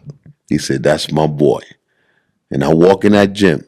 He said, yo, I need you to go to that squat rack and give me 100 squats straight. Bro, when I done with that workout that day, I had to have a conversation with myself. Is this what you want? Because on the other side of greatness is pain. It's a lot. That's a lot, man. Look, man, I like these guys worked out today. I know we're gonna work out tomorrow. Hey, I don't like working out that much. I hate working out. It's I seldomly work out, right, from time to time, just to make sure that I don't let myself go. Yeah. But being a bodybuilder, having the physique that you have, that is pure dedication. Yeah. Even on the days, well, you said no days off, right? But even on the days that you don't want to, Mario was talking about it earlier. You know some water? Yeah. It's dedication versus motivation, because some days you're just not fucking motivated. I guess for people that are out there right now, wanting to get in shape, what's the first thing that they could do to try to get in shape? Like, what would you recommend to someone who really hasn't gone to the gym their entire life? I'll tell a person, man, I want you to go in the mirror, go in the bathroom, butt naked yourself, close the door, turn the lights on. Don't suck your stomach in. Look at yourself. Look at yourself. Now look at yourself. Do you happy with yourself? Do you feel comfortable when your girl come in the room, he like, yo, baby, look at you happy with yourself? Because you could change cars. You could change apartments. You could change New York to Jersey. Guess what you're carrying? You're carrying yourself. If you don't love yourself, you talk about you love people, you ain't love nobody. You gotta be in love with yourself. So now we have that understanding. And you're like, okay, I gotta change these things. I gotta be disciplined. When somebody tell me, learn how to close your mouth, learn how to say no, zip your shit up. Somebody give you ice cream, somebody give you this, learn how to say no. Then after that, when you understand that, you say, this is what I want. Then you go in your refrigerator, take all the processed food out, all the ice cream in the garbage, all the canned food in the garbage. You know what I'm saying? All the food that you got to put in the microwave, food, put in the garbage. Because your body is a vehicle. Your body is a Bugatti. Now you understand your body, that's your car. I walk in the room with people that got money. I got the money. I walk in the room like, yo, I'm that guy. You not. I don't care what you got. Because COVID taught us, your money can't save you. Health is wealth. You know what I'm saying?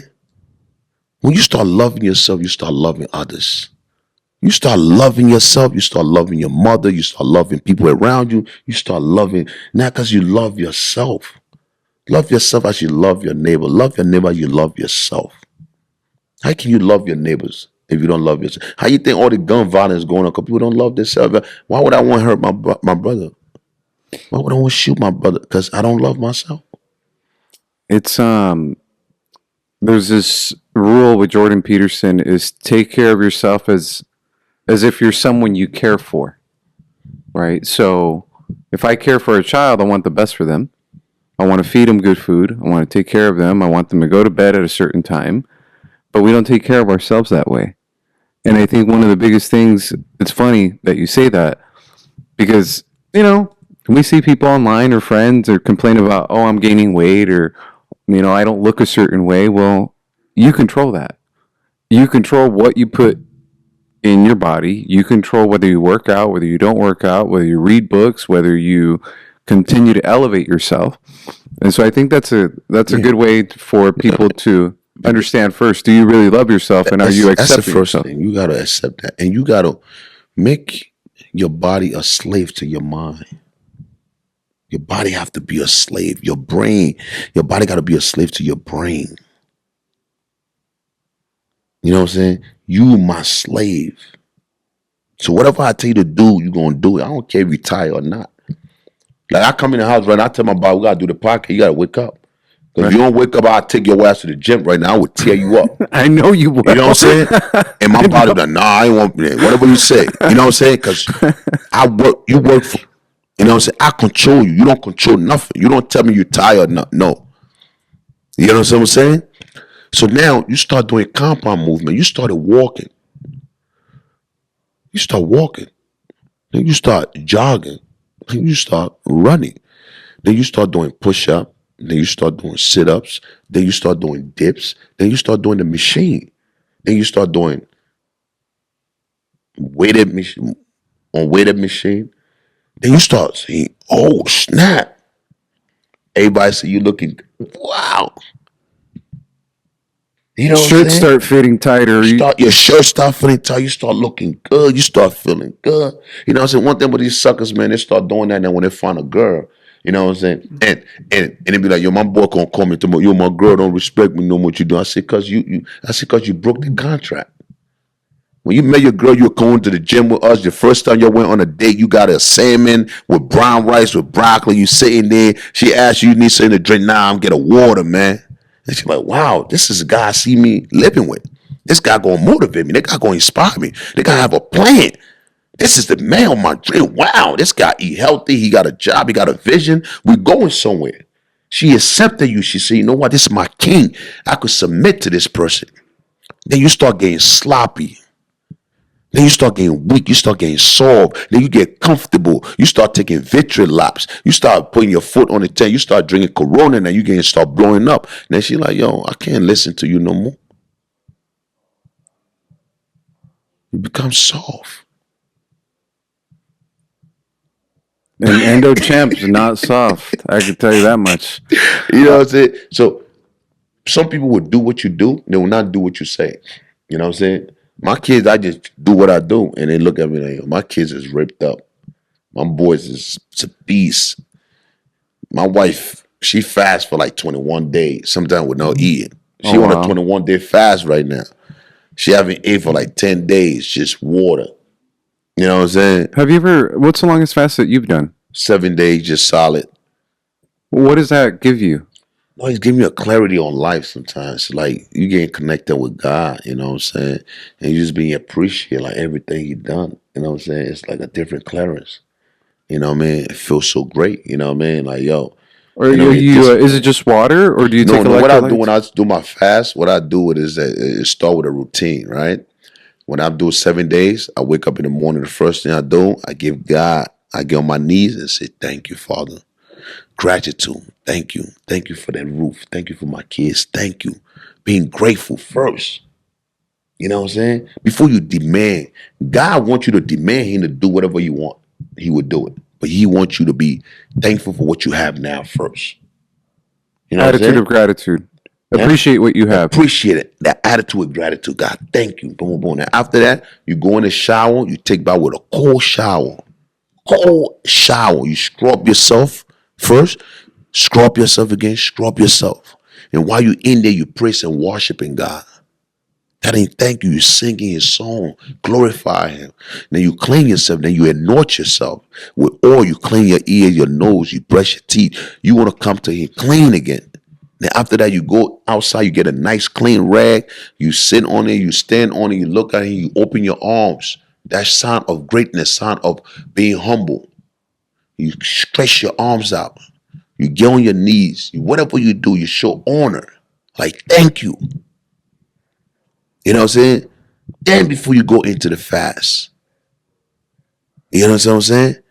You connect with him.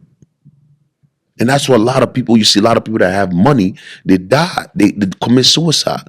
You play NFL, you play you work hard for all these things, but you're not connected with something else. Your soul is not connected with something else, with God. So when everybody betray you, you ain't got nowhere to go. Who can you go to? I got a place I could go right now. I could have a conversation with God. I don't care about this word. I could go somewhere else, my soul. Somebody come right now, yo, bro, your house burned out. Thank you, God. Thank you. It won't. I'm gonna get a new house. Your car, somebody stole your car, your chain. See my chain, $80,000. Somebody went in my car and took it. I laughed. But yo, you laughing, bro? Man, you be all right. Somebody, you gonna be all right. It won't last. Be grateful, man.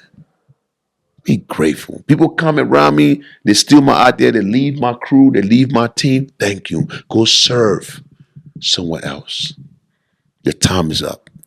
Is that hard for you, being as famous as you are?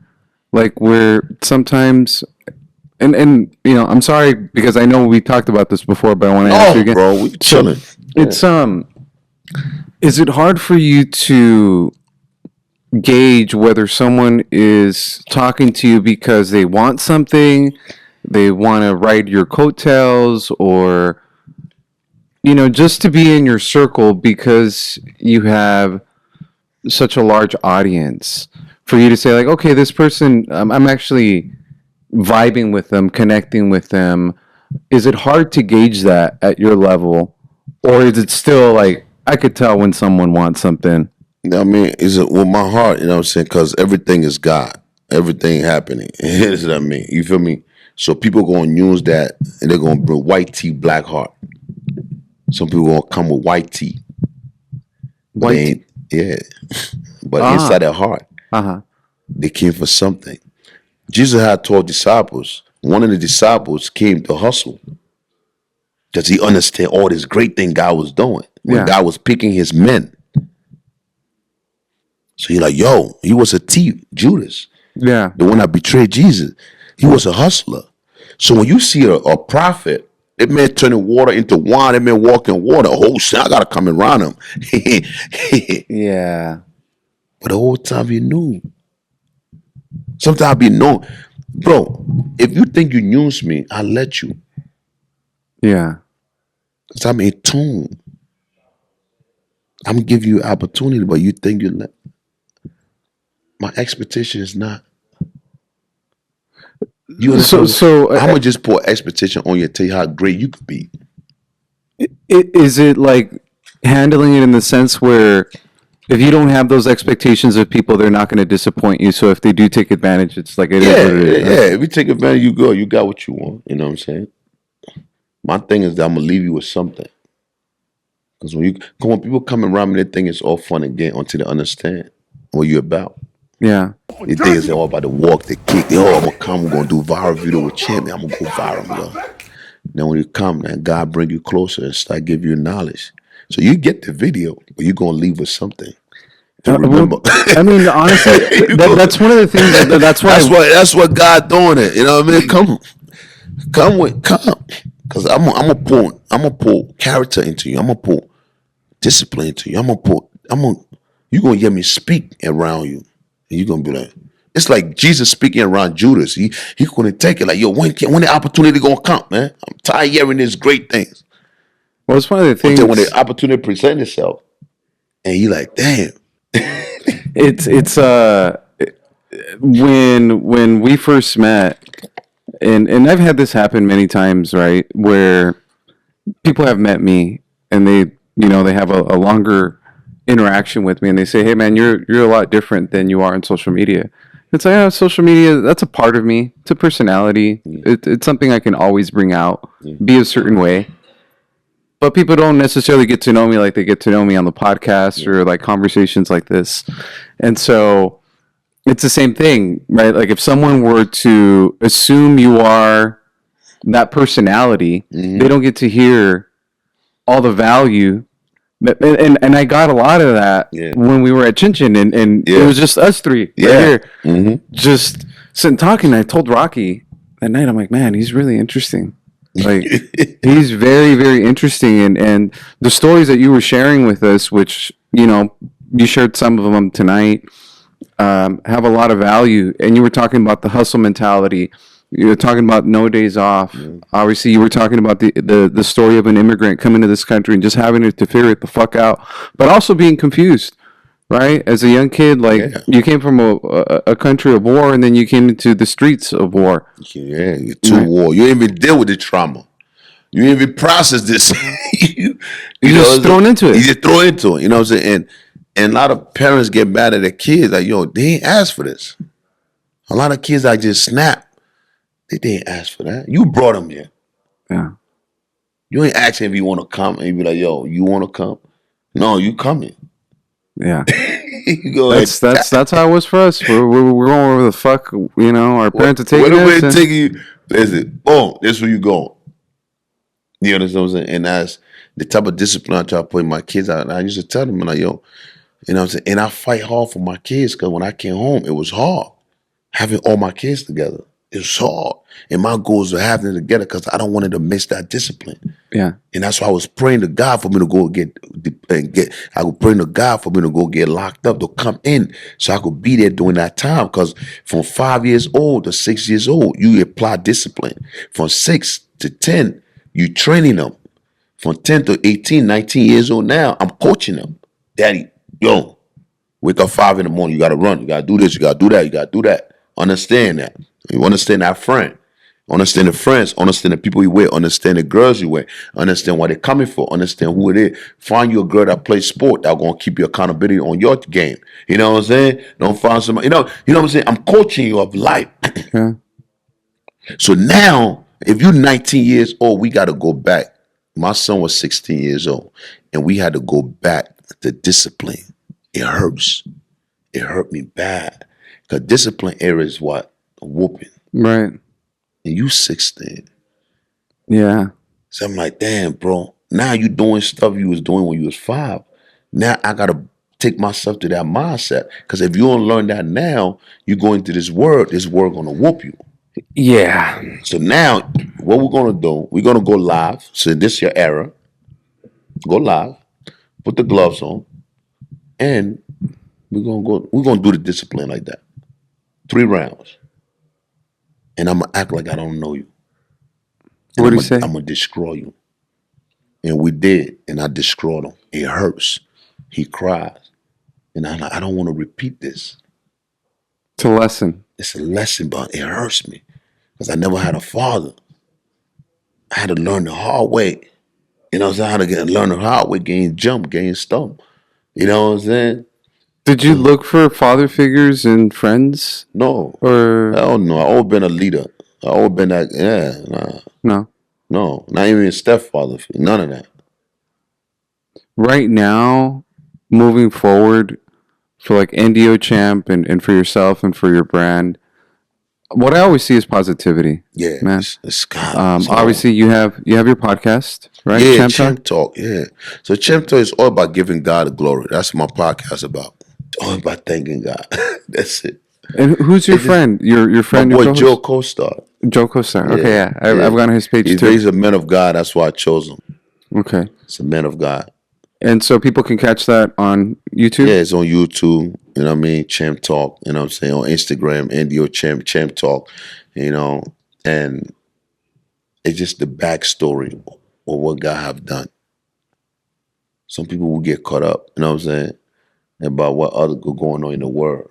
But it's just to be where you at, like, wow.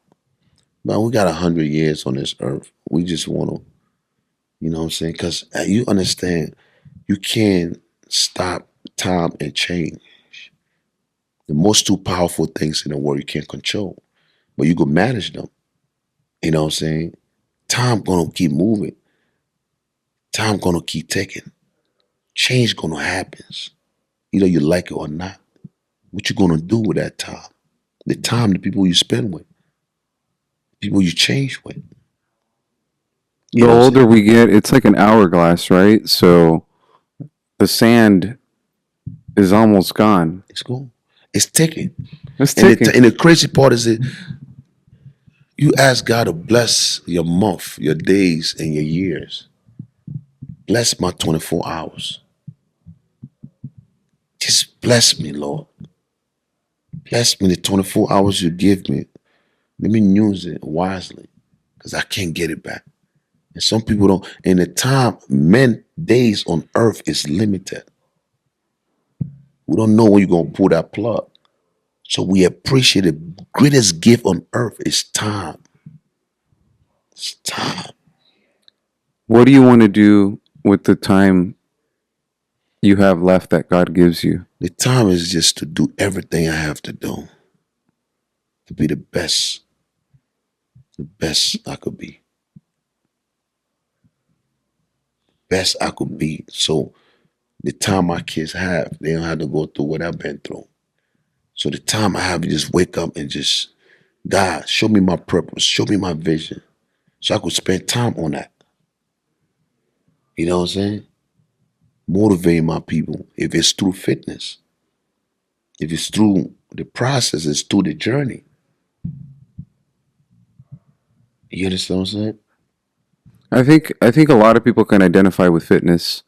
I think that's a great outlet. Yeah. Because I mean, honestly, you're motivating a lot of people.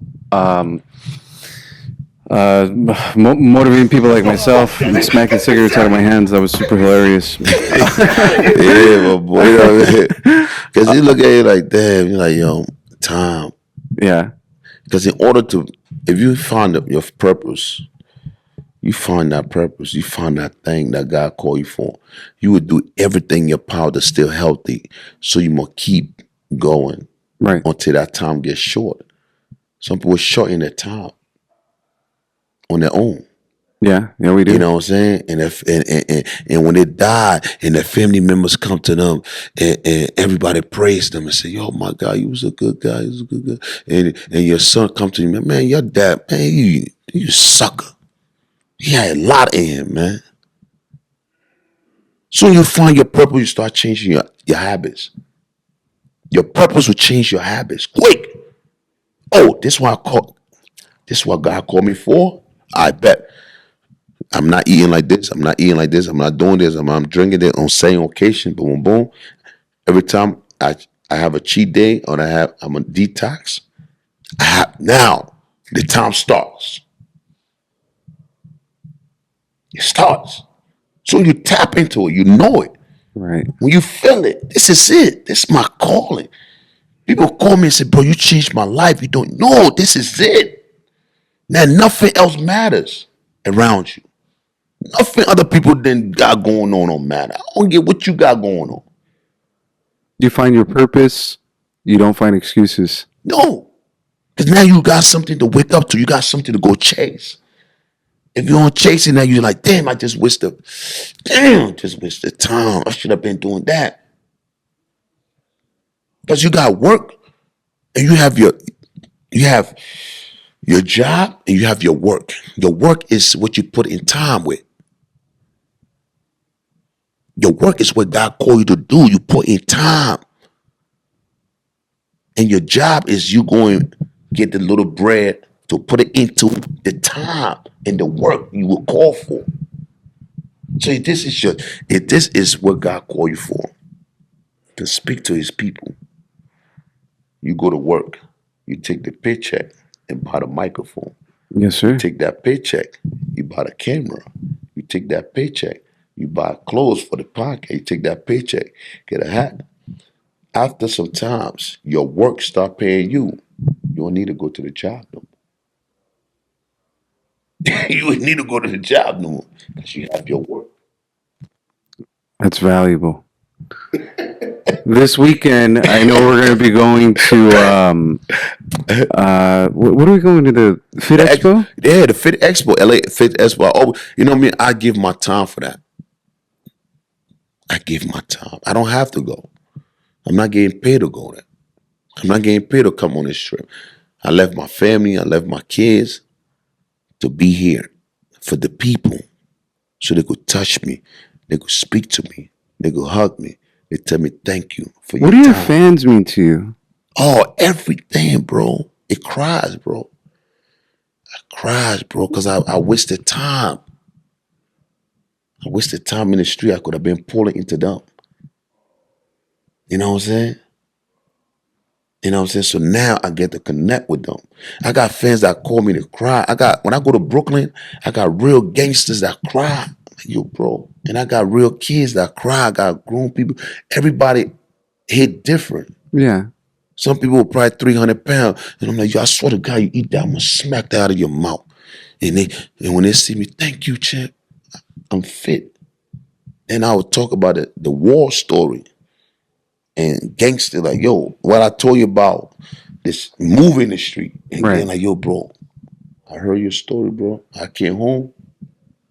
You just heard me what I did when I came home. I made it out of that. It was God. You might not. And it gonna be temple. Your mom, yo, where my son come home? You know this guy wasn't right for you. Your sister, wait. My sister, I'm in prison, bro. My sister come and see me. Her boyfriend's a boxer. She got bruised. And I'm like, damn, I let you down. I can't save you. I can't fight for you. I can't protect you. But if I ever make it out of here,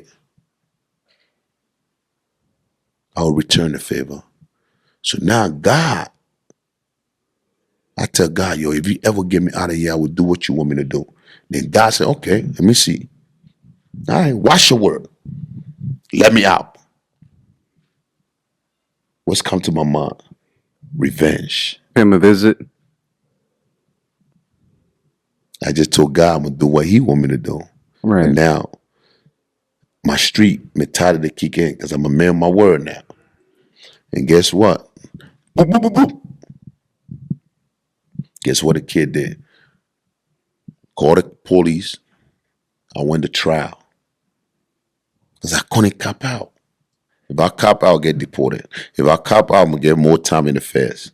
So I took it to trial. Praying the kid didn't come. He shows up. And the judge locked me up right in the courtroom. 3 months home after I make all these promises to my kids. And I'm smiling. And I'm like, God, what can I say again? Can I ask you for another chance again? One more time. Just one more more time. You the most forgiving God on the earth, man. One more time. Just one more. I guarantee this one. I'm turning my anything called 911. Just one more. He said, that's it. That's it. And my boy like, yo, my cellmate like, yo, you ain't coming back for this one. You out, champ. You done. What you just told me, they let you out. Bro, nobody don't come out. I said, the God I serve is not what you think, bro. Yeah. It's not what you think, bro. And he let me out. When he let me out, since then, we On all straight and narrow. Yeah, we all, yeah, and that's why, and I came home. I worked 3 jobs before work, jobs, work, jobs. I was working while my job was motivating my people. On my job, I would go do my push-up on my break. 100. So in 2018, I had a sponsorship. I had to go to my job and tell them, I love you guys, thank you. But now I'm about to start paying for my work. No risk. I'm going to wait, hire other people, make sure everything is in position. I'm not just going to leave you. We're going to build that relationship. And it's up to now. Whoever I used to work for, I go to their house, we have dinner, billionaires. You don't burn those bridges? Never. Everywhere I ever go, bro, I take it like it's mine. There's one thing that I noticed, Rocky and I were talking about it at the last convention we went to. So many sponsors came up to you. So many people obviously giving you messages of gratitude, right? Yes, that are fans, but also companies. And you did so much for those companies in shouting them out, providing promo. And one of the things that we talked about was like, man, that's such a great attitude to be able to elevate those people, right? Because you're the personality and you're elevating their brand. Yeah. And you did so much for them because sometimes people don't recognize that. Yeah. But you do so much for the brands that do sponsor you. So kudos to you on that, man. Because I think it's the whole mentality of, what you said, you're going to move everything, right? Whatever you got, I'm going to move it. Yeah. So if a brand gets behind you, it's going to move. You're going to move. It's going to move. And you show these people love, man. That's somebody baby. And it's genuine. It's genuine, bro. It's somebody, I don't got to, listen, look at this hat. It's Onyx. I got my own hat. I got a hat that says NDO Champ. I'm wearing that hat in the interview. Right. Everybody know Onyx now. It's my sponsor. I know some people like, I ain't wearing it. They ain't paying me to do this interview. They ain't paid my flight to get here. Boom. When I was coming, I got my King Kongan. I paid extra bag to put it in. I ain't calling like, yo, man, I'm going to Vegas, man. I want to take your product, but can you send me $50 so I'm gonna put it on the plane? Cause they're gonna throw it away when I get to them. No. I had me one today. Yeah? Yeah. What? One of the drinks. Oh yeah, I had King Kong today. Yeah. Oh, you had one? Yeah. Crazy, dope. Took one from Rocky. Bro, I'm telling you know what I'm saying? My protein company I work with, they got a new product that came out. You know what I'm saying? I got a t-shirt on. Let's see t-shirt. See that? Muscle mass. Muscle max. Yeah, muscle mass. Muscle mass. Yeah, you know what I'm saying? I got muscle mass on carnivore. Carnivore, that's the one that I always see, right? Yeah. Okay. I brought a product with me. So when I'm at the expo, I'm representing them. Yeah. Impossible Kicks. I've been seeing you do some shoe stuff. What is that? Is that a brand? Is one of the most valuable sneakers stores out here. Most, you know what I'm saying? They get you what you don't get. Okay. Whatever is impossible to you, to them, they will get it for you. So if you want a Jordan that nobody has, they will get it. Impossible sneakers. Yeah. You know what I'm saying? So these people, so now you represent them. You know what I'm saying? Because they give, you know what I'm saying? People, bro, man, we have gratitude, man. That's blessing. You're blessing a lot of people. Bro, that's somebody give. This is somebody baby, dog. And they give it to you. They put you part of the family. It's part of the family. The kids like you. The mom, yo, Champ with us. Yes. Dad, I saw Champ wearing the hat. He was in bed. That's gotta feel awesome, man. You understand what I'm saying? Yeah. It's beautiful. Some people you be around, nah, I ain't doing that, man. They ain't pay me to do that. Why would I do that? Yeah. I'm This not girl doing ain't that. pay me to do that. Why would I do that? Yeah. There's a lot I've seen in you, man, that I gotta give you props for, and Well, so I just appreciate you, man. I appreciate everything you're doing. You know what I'm saying? I appreciate the friends you keep around, the people you keep around. And I told Rocky, I don't do podcasts with people because I'm working on a book, I'm working on a story. So I don't, you know what I'm saying? Last time I did a podcast I charged him people $5K. Well, he had a story, you know what I'm saying? But when you tell, I said, yo, Rocky, this family, I met my brother. It's only right. and I appreciate It's you, only my brother, right. and You know I. what I'm saying? It's Rocky only and I- right. I Because you're appreciate treating you. me like a brother. You show me so much love. You know what I'm saying? And I'm like, bro, I'll do it right now. You're like, I know, you're like, oh shit, you just landed, bro. you're like, yo, tomorrow, my man, tomorrow ain't no problem. Tomorrow, Tomorrow we're gonna be busy. We'll be busy tomorrow. Then we'll be like, damn, Chin, that next time. You know what I'm saying? Nah, Now the glad time that will die. you tell your body what to do. No, because it's right. Let me ask you this. God made it. They already, you know what I'm saying? It's already set up. It's set up. Why procrastinate?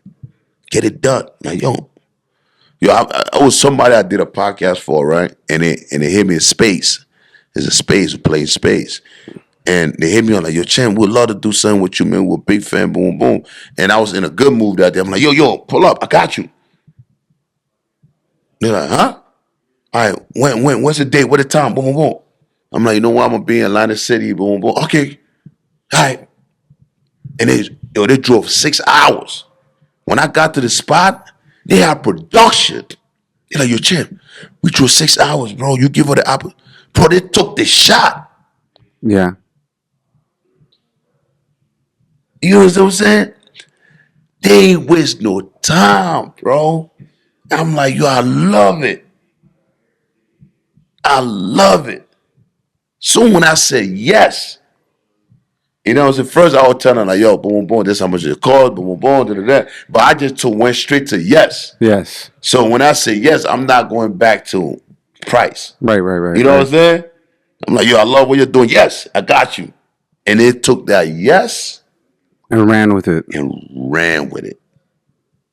You got to secure the movement. You got to secure the opportunity.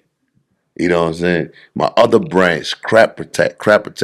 When the owner called me, they DM me. They're like, yo, Chim, I'm like, yo, this got to be a fake brand. You know what I'm saying? They DM me, they email me. I said, call me.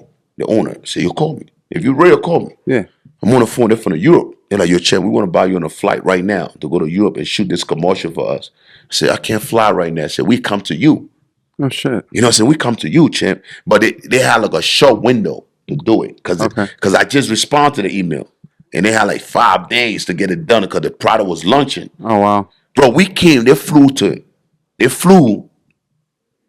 I went to Home Depot, set up the whole scene, set up what I wanted, put everything together, spent all my own money on the whole production, boom, boom, boom. Went back, did the video, they flew back, boom, boom. I ain't even got paid yet. We posted the video, everything.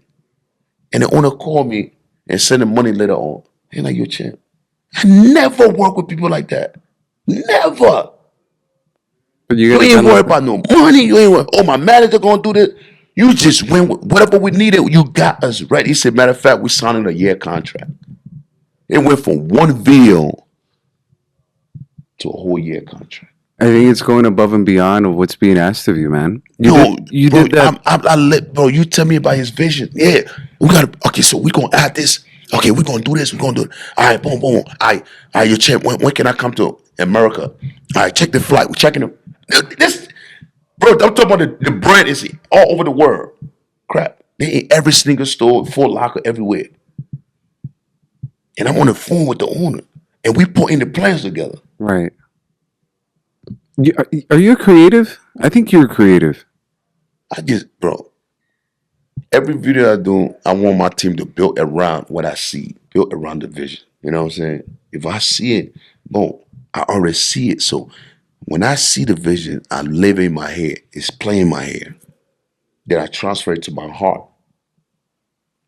Then it produced through my body. So I know how I'm coming. I know what I'm doing. I know how I'm delivering. You know what I'm saying? I'm in front of you with it. Bro. Yeah, I saw you delivering with Mario when you guys were acting. Yo, you know, my wife was like, yo, you know you can't post no video with guns. I was like, all right, that's why I took it down. I took it down. Yeah. But it was going crazy, man. I'm like, I was still fighting my case. I'm like, yo, you know what I'm saying? But it was beautiful. I'm like, yo, damn. I wish we ain't had no guns doing that. Damn. I wish we didn't get a scene with that. You know what I mean? But we lived the scene. Yeah. You see what I'm saying? You live it. You play. At least you got it for yourself, man. You got that scene. That's one of my best videos, bro. Yeah. And I can't wait when everything's still with me. I'm pointing it up. There you go. And my acting coach was so proud. She like, yo, I love that video. Send it to me. Okay. I said, why you took it down? I said, nah. But you got it saved though, right? Yeah, I got it. Good. I know, you got it on camera too. I do. Yeah, I got all that stuff. I had the one on phone. I'll send you. I'll give you access to all the stuff. Yeah. We still have it for you. Yeah. So we'll cut it. One question I wanted to ask you, and Leo, if you want to ask a couple things, but the walk. Yeah. The walk that you do.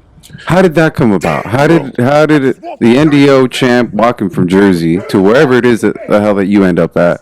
How did that come to mind? The walk is so crazy. I was in the gym with this kid, and he's like, yo, Champ, I want to do a video with you. And we did a workout video, and I was looking at him. I'm like, yo, I need something. You know what I'm saying? As a trainer, I'm thinking about the trainer. I said, if somebody comes to me, overweight, right? Let's say you're a champ. I went to my doctor. I went to go see my doctor. My doctor said I have 1 month or 2 months to live if I don't lose weight. Will you be that one? You know, will you be that trainer that will save my life? That's where you're going. That's where I'm going. Where you're going. I'm going now. Yeah. So the guy in front of me, like, yo, Champ, what you thinking? I said, nah, give me some time. So he like, yo. So I'm like, yo. Oh, so I'm living it in my head. I'm picturing it in my head. So so the person don't have no money. So it's get more emotion now. How much do you have? Yo, Champ, I don't have it. I don't got nothing. Help me. All right. I want you to live. Okay. I'm gonna spend my time with you. So now I live this kid. So now I say, you know what? Let me follow this kid. And see what you do is 24 hours. After training, after me being pulling into you, motivating you, yo, we gonna beat this, man. The doctor said, why? We gonna beat it. We gonna lose this weight. Let's go jumping jack, high knees, burpees, mountain climbers. You know what I mean? We're flipping tire. We're running through the park. We're eating our protein. We're getting our grains. We're getting our veggie. You know what I mean? We make sure our hydration is right. Our sodium is right. Our potassium, our magnesium, everything. We gain everything. I'm going to vitamin shop. I'm getting you all these things, man. I'm helping you. We're going to make it. We're going to do this. You with me? Yes, Tim, I'm with you. Then 2 hours later, he go to McDonald's. So that's how the walk came about. So now I put in, I said, yo, bro, we go to KFC. I said, we're going to go to Dunkin' Donuts. I want you to go in there, order the Dunkin' Donuts, a box, and coffee. I do the rest. That's all I want you to do. So now, get in the car. In my head now, I'm driving behind them. Pull up in Dunkin' Donuts. I'm in character. I'm living it. I'm the coach. Pull up. Jump out of the car. You know, the walk is a gift. It's on your phone right now. If you text somebody right now, you go to GIF. Oh, uh-huh. Go to GIF. Hold on, I don't even send have a text. All right. And put in trainer. Trainer? Yeah. All right, so that's a trainer. Let's see. Trainer. Let me text Diego. Yeah. Who's behind the scenes right Sit now. right there. So you go to, what they call it, GIF, right? The GIF on every iPhone, type in trainer, and you're going to see the walk. One of the famous walk in the world. Jesus Christ! That's the walk that I saw from the front before you smacked that cigarette. That's the walk. That's the walk I'm talking about. I pull up at the Dunkin' Donuts. That's the Dunkin' Donuts. Is that what it is? Yeah. So I go in. Yeah. I think you guys could see it. Yeah. So I go in, boom, open the door, kick the food out of his hand. The donuts everywhere. The employees go crazy. They don't know what's going on. I'm mad at him. Bro, what's the matter with you? Huh? What's the matter with you, bro? I've been driving by you for 4 hours.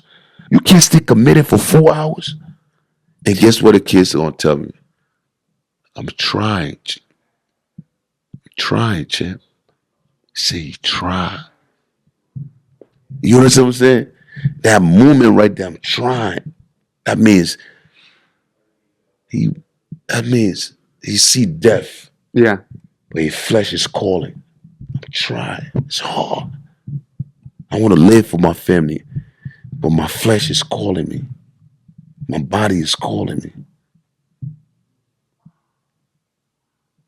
The mind's got to take over. So I wake up in the morning, the video got 200,000. I got 200,000 followers.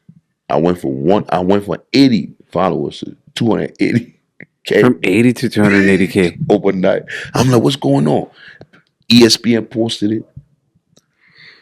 World Star, Sports Center, then House of Highlights called me. They emailed me, yo, we want you to do this video with Zion Williams. That's when he was going to the Pelicans. Who? Yeah. Yeah, I had to do a video for him when he got drafted.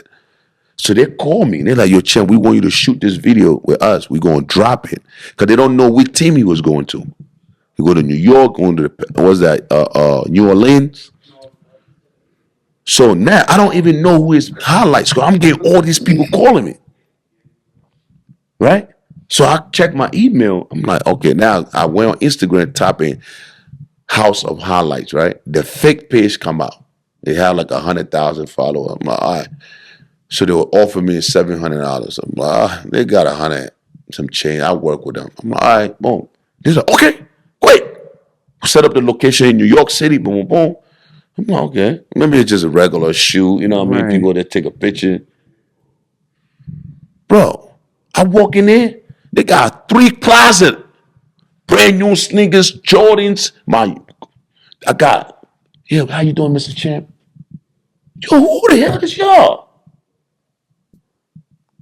So I said, so we work with House of Highlights. Let me see the page. 20 million followers. Wow. Bro, every video was the same action for 5 different teams. I ain't never worked that hard in my life. For $700. You know what I'm saying? So soon he went to the New Orleans, they dropped the video. Everybody picked it up. They thought it was Kevin Hart. Oh, Kevin Hart did a commercial for Zion. They said, man, they tagged the guy in this Champ. I mean, ain't no Champ. We ain't know who is that, but that's Kevin Hart. You know what I mean? He did a good job. You know? Like, what? Wow. Bro. And that's when the sponsors start coming out. So all these sponsors start coming out. Yo, we want our video with the walk. right. We want our video starting with the walk. You know what I'm saying? But you were just so in character. The walk just came out. It just came out. It just came out. Because I was so mad. Yeah. Trying to help someone live. And that's why I be telling people the skit is personal. You know what I'm saying? People laugh on it. You know, when some people look at me like, yo, bro, you funny as hell. I'm not a comedian. Yeah. I'm a, like, Yeah. you know what I'm saying? I'm this, but I still, you know what I mean? I gotta, you know what I mean? I'm a public figure. Sure. So, yeah, bro, you know it. Yeah, all right. But this, it's real. It is. The other people, you know what I mean? Some race take it serious. Mhm. Like, they're scared that I will come to the house. Like, some race, when they see me, yo, Yeah. thank you. I don't have social media. I don't, you know what I mean? I work with the government. I can't like nothing, but thank you. Thank you.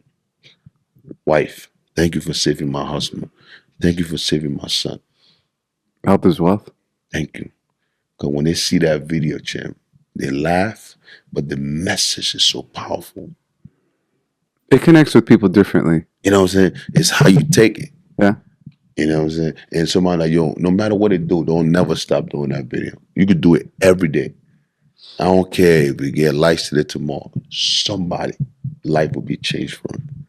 My brother Mike and I did it. We wore some luchador masks on Halloween, and we were both doing your walk down the street wearing some luchador masks. Shout out to house parties It's in the like a 90s. whole workout too when you do it. Yeah, it is. What the hell? I think it's represent power.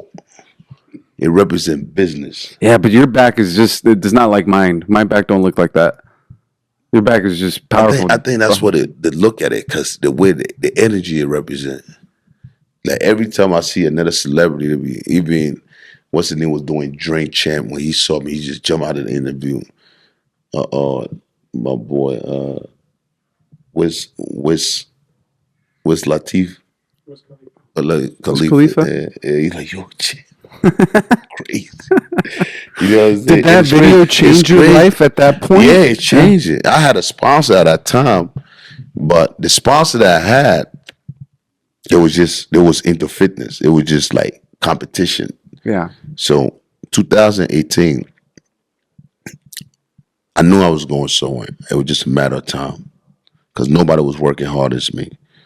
And I used to tell my team, you know what I mean, put my manager in position. Like, you bro, be patient. We used to do like boot camp, little classes, and sell a little program, $5, $10, and we was making a little bit of money with share. And I said, bro, I'm working 3 jobs. So I would wake up in the morning. My first job, I had a client. She would used to pay me my first big money, $50 an hour. So I live 45 minutes from the gym. So I had to train her at 5 o'clock. I start work at 6. I'm 10 minutes away from my job. So I was robbing her for 10 minutes. So she would do 10, 20, 30, 40, 50. So I'll give her extra days for all these days. So I would drive 5 o'clock, be right there. Soon as I open the door, boom, she right to her first exercise, burpees, you know what I'm saying? Yeah. 5:50, yo, I'm out. Go to my job. Start my job. I work at the methadone clinic, dealing with substance abuser. And we got to deal with the drug dealers selling them. We got to deal with all of that. I work from 6 a.m. to 2 p.m. I would leave Newark and drive all the way South Jersey. That's a 45-minute drive and get to my kids' school at 3 o'clock. They get up at 2:45. I'm already late. I get it sometimes with traffic. I get it on time, put them in the car. My wife worked the opposite way. So she get off work at 4 o'clock. So I would drive to a job another 45 minutes, give her the kids, switch cars. Then I got to go to LA Fitness. I work at LA Fitness 6 p.m. So I drive to LA Fitness. I work for LA Fitness from 6 p.m. to 11 p.m. Then I have to do security at 11:30, 11:15. I run in the shower, take a shower at LA Fitness, run to the bar, to the strip club to do security. I do security for 11 p.m. because the owner know me, so I could be 10, 20 minutes late. You know what I'm saying? I work there. I don't get to work till 2 a.m. Now I got to get the girl. I got to train the guy at 5. So I told the owner, keep my paycheck. Whenever you're ready, just see me, give it to me. I leave. Go home. I'm 45 minutes. We're home. I get home at 2:45. Take a shower, 15 minutes, at 3 o'clock. Sleep in the bed. Boom, boom, boom, boom, boom, boom. 4:15, I got to be up to meet with the girl at 5. Damn. So I did that for 5 years. So now, when the sponsor saw my videos, the sponsor said, yo, we've been seeing your workout videos. We want to give you $500 cash plus protein. We only got 80,000 followers. I said, no, I need $5,000. I need $4,000. Only $4,000 right now could solve my problem. Right. So why would we give you $4,000? You only got 80,000 followers. Yeah. We got people that got millions of followers. They ain't be asking for that amount. I said, because they're not me. I'm doing 3 jobs and still making content with passion. This is passion. Yeah. So he said, all right. He called me back. I said, all right, we do 1,500 plus 500 supplements. So my manager at that time was happy. Like, yo, I said, nah, champ. We need 4,000. I don't need 1,500. Like, yo, you out of your mind, bro? You crazy? This our first opportunity.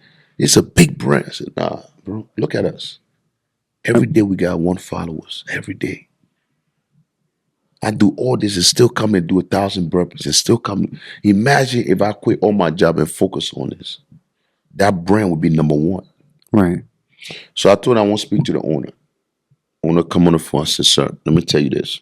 If you give me what I asked you for, I guarantee you in a year, I will give you 500,000 followers.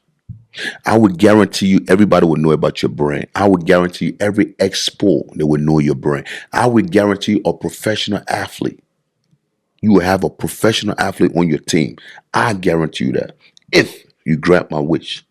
If you can't, no problem. But guess what? It will happen. And when you come back, I would charge you double. He said, yo, when can we sign a contract?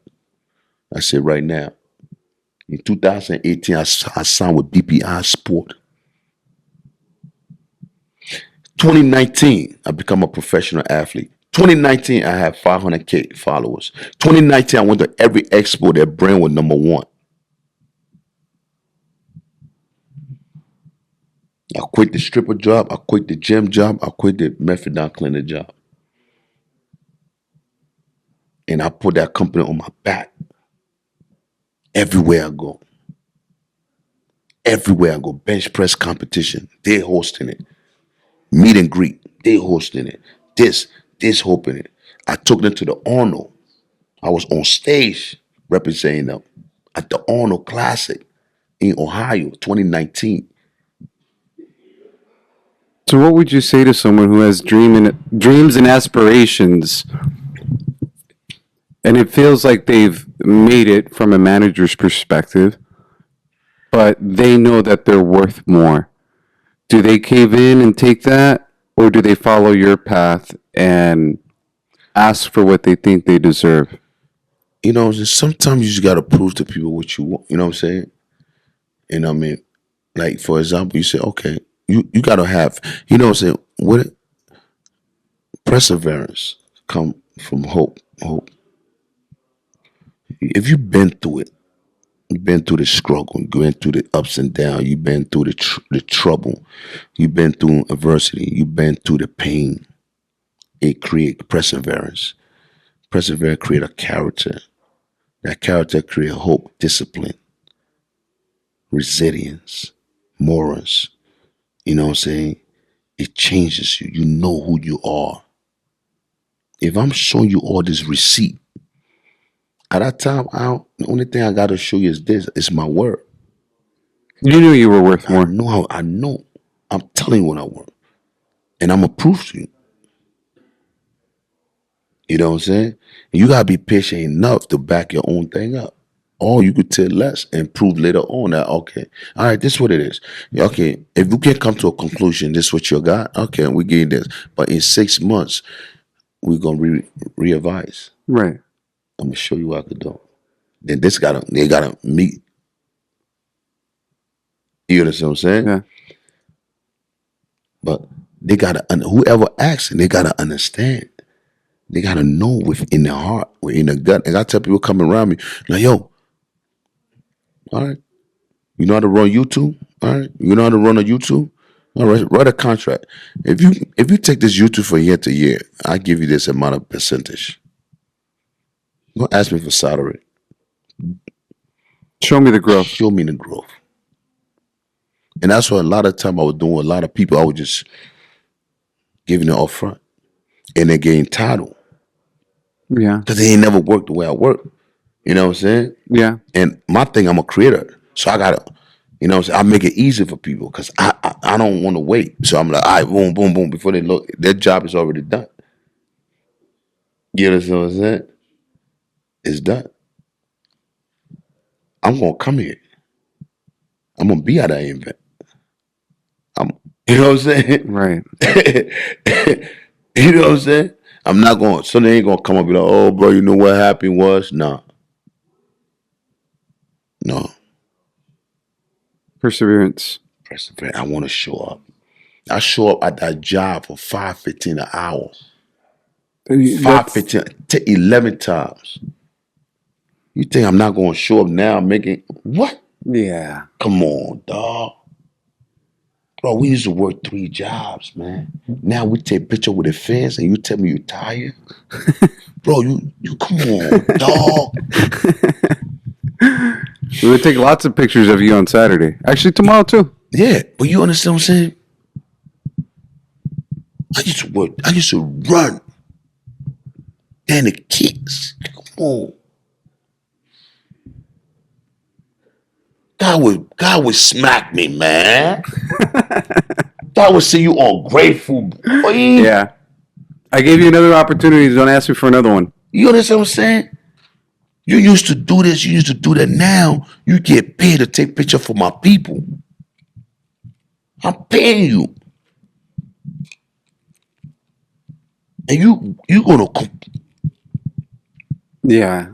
I think it's I think people really have to recognize their value, but you also can't bullshit yourself. You gotta understand what you're worth, and at the same time be able to put in the work to actually get paid. Otherwise, what's going to happen is you're just going to burn that bridge. The more confident you become, right? The more value. Repetition. That's it. You know what I'm saying? Ideas bring more values. So if I get on the phone with a brand right now, I'm telling you the whole idea. I'm giving you boom, boom, but this is what we're gonna do. Da, da, da, da. This is why I'm asking for this. YouTube, 3 mil. Facebook, 1 mil. TikTok, this mil, boom, boom. We're not talking about that. I'm talking about what I'm bringing, my physique, my energy, the work that I put in the gym. I'm not even talking about the Instagram shit. Yeah. When I if I walk outside right now, people ain't gonna know I got Instagram. They're gonna be like, yo, bro, what do you eat? What you do? The work that I put in. The Instagram is extra. I gotta work out. The pain. I'm charging for pain. And I'm charging for years of dedication, years of hard work. I'm charging for the second. I'm charging 10,000 out for 30 seconds for the pain that I put in for years. So to you, it mean nothing. I go to the dentist go to and take 1 tooth out, talk about 10 grand. Man, you just spent 30 seconds on my tooth. But you spent 10 years in college. You charge for what you know and what you're worth versus how long it takes you to do it. I want to ask Diego, are there any questions? Diego said, You guys covered everything. Is there anything, and I want to be respectful because I know you had a long flight, man. And No, I mean, I don't know how long we've shot already, but is there anything, a message, anything that you want to talk about, anything that you want to say to your audience, to your fans, to people in general, anything that I haven't asked you in this time? Now, my people know I be preaching to my people every day, so they know, you know what I'm saying? Like, you know, to all the youth out there, man, just chase your dreams, man. Chase it, man. You know what I'm saying? The life you complain about now, the life you whining about now, you know what I mean? Tossing and turning, dragging about now. Somebody in other country, that's their dream life you living right now. The one you crying about, that's somebody's dream life. They're dreaming about that right now. They would trade places with you right now. So be grateful, be thankful, have some gratitude, and enjoy this life. Enjoy the time you got, man. Enjoy it. You're never going to get to their back. Today is gone. You're not bringing to their back.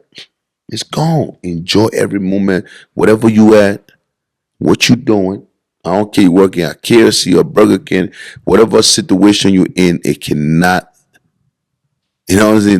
Don't look at a temporary situation and turn it into a permanent thing. It's just a matter of time. Whatever you're going through right now, it won't last. You know what I'm saying? Probably 2024, you had a lot of accident, you had death in your family, you lost your mother, your father, your job, your this and that. But 2025, you say, this is my year. You know what I'm saying? The breakthrough is over. God was preparing you for this season. This season is your season. Everything that you passed through, you be like, damn, that was last year. Last year was tough.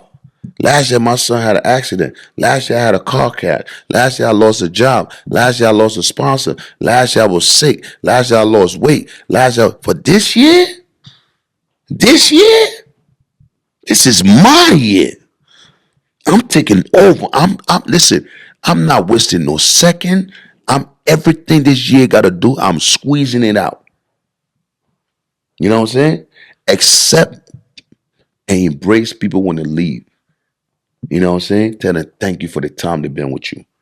Congratulate them. Because their work is probably somewhere else. The vision is somewhere else. Grow. Move on. Document your plan. Document it. Write it down. You know what I'm saying? Identify your priority. Protect your plan. Protect your priority.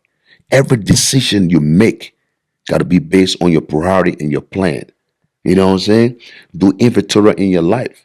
Inventory means like, yo, let me see. This person ain't good for me, but man, all right. This person whining, take this out. This person is not to my growth, take them out. This person right here, bring them in. That's what they do at the supermarket. They do inventory. You go through your phone. You know what I'm saying? You get ready because your blessing starts now. And it's your boy, NDO Champ. And I approve this message. I appreciate you, man. Thank you for coming on. Oh, yeah. A big shout out to Rocky over here. Rocky, big shout out to the building. Yeah, come over here, Rocky. Juggernaut in the building. Everybody in the building, man. We're soldiers. Warriors, conquerors. How they feel about God. We King Kong and NDO Nation. You already know. Mario, big shout out to everybody, man. For having us here, man. Mario, thank you, bro. Nice place, man. Thanks. Sorry, we're making noise in the background. No. We got this. Every time Gage moves, the outside of the house would move. No, honestly, man, I appreciate you. Thank you. I think there's a lot of value in a lot of the things that you shared. Thank you, I bro. knew that was there from the moment we talked last. Thank you, Kim. It's a pleasure. Yeah, we'll get you some stuff out, and then tomorrow is Shoulder up. Yeah, tomorrow got shoulders. Huh? Shoulder annihilation. Yeah. shoulder annihilation. Yeah. Was that what you called your butt cheeks now? Don't let him catch you smoking again. Ah, damn! I'm about to go have a cigarette right now. He said after the boogie, I gotta give you a boogie. Oh, thank you, man.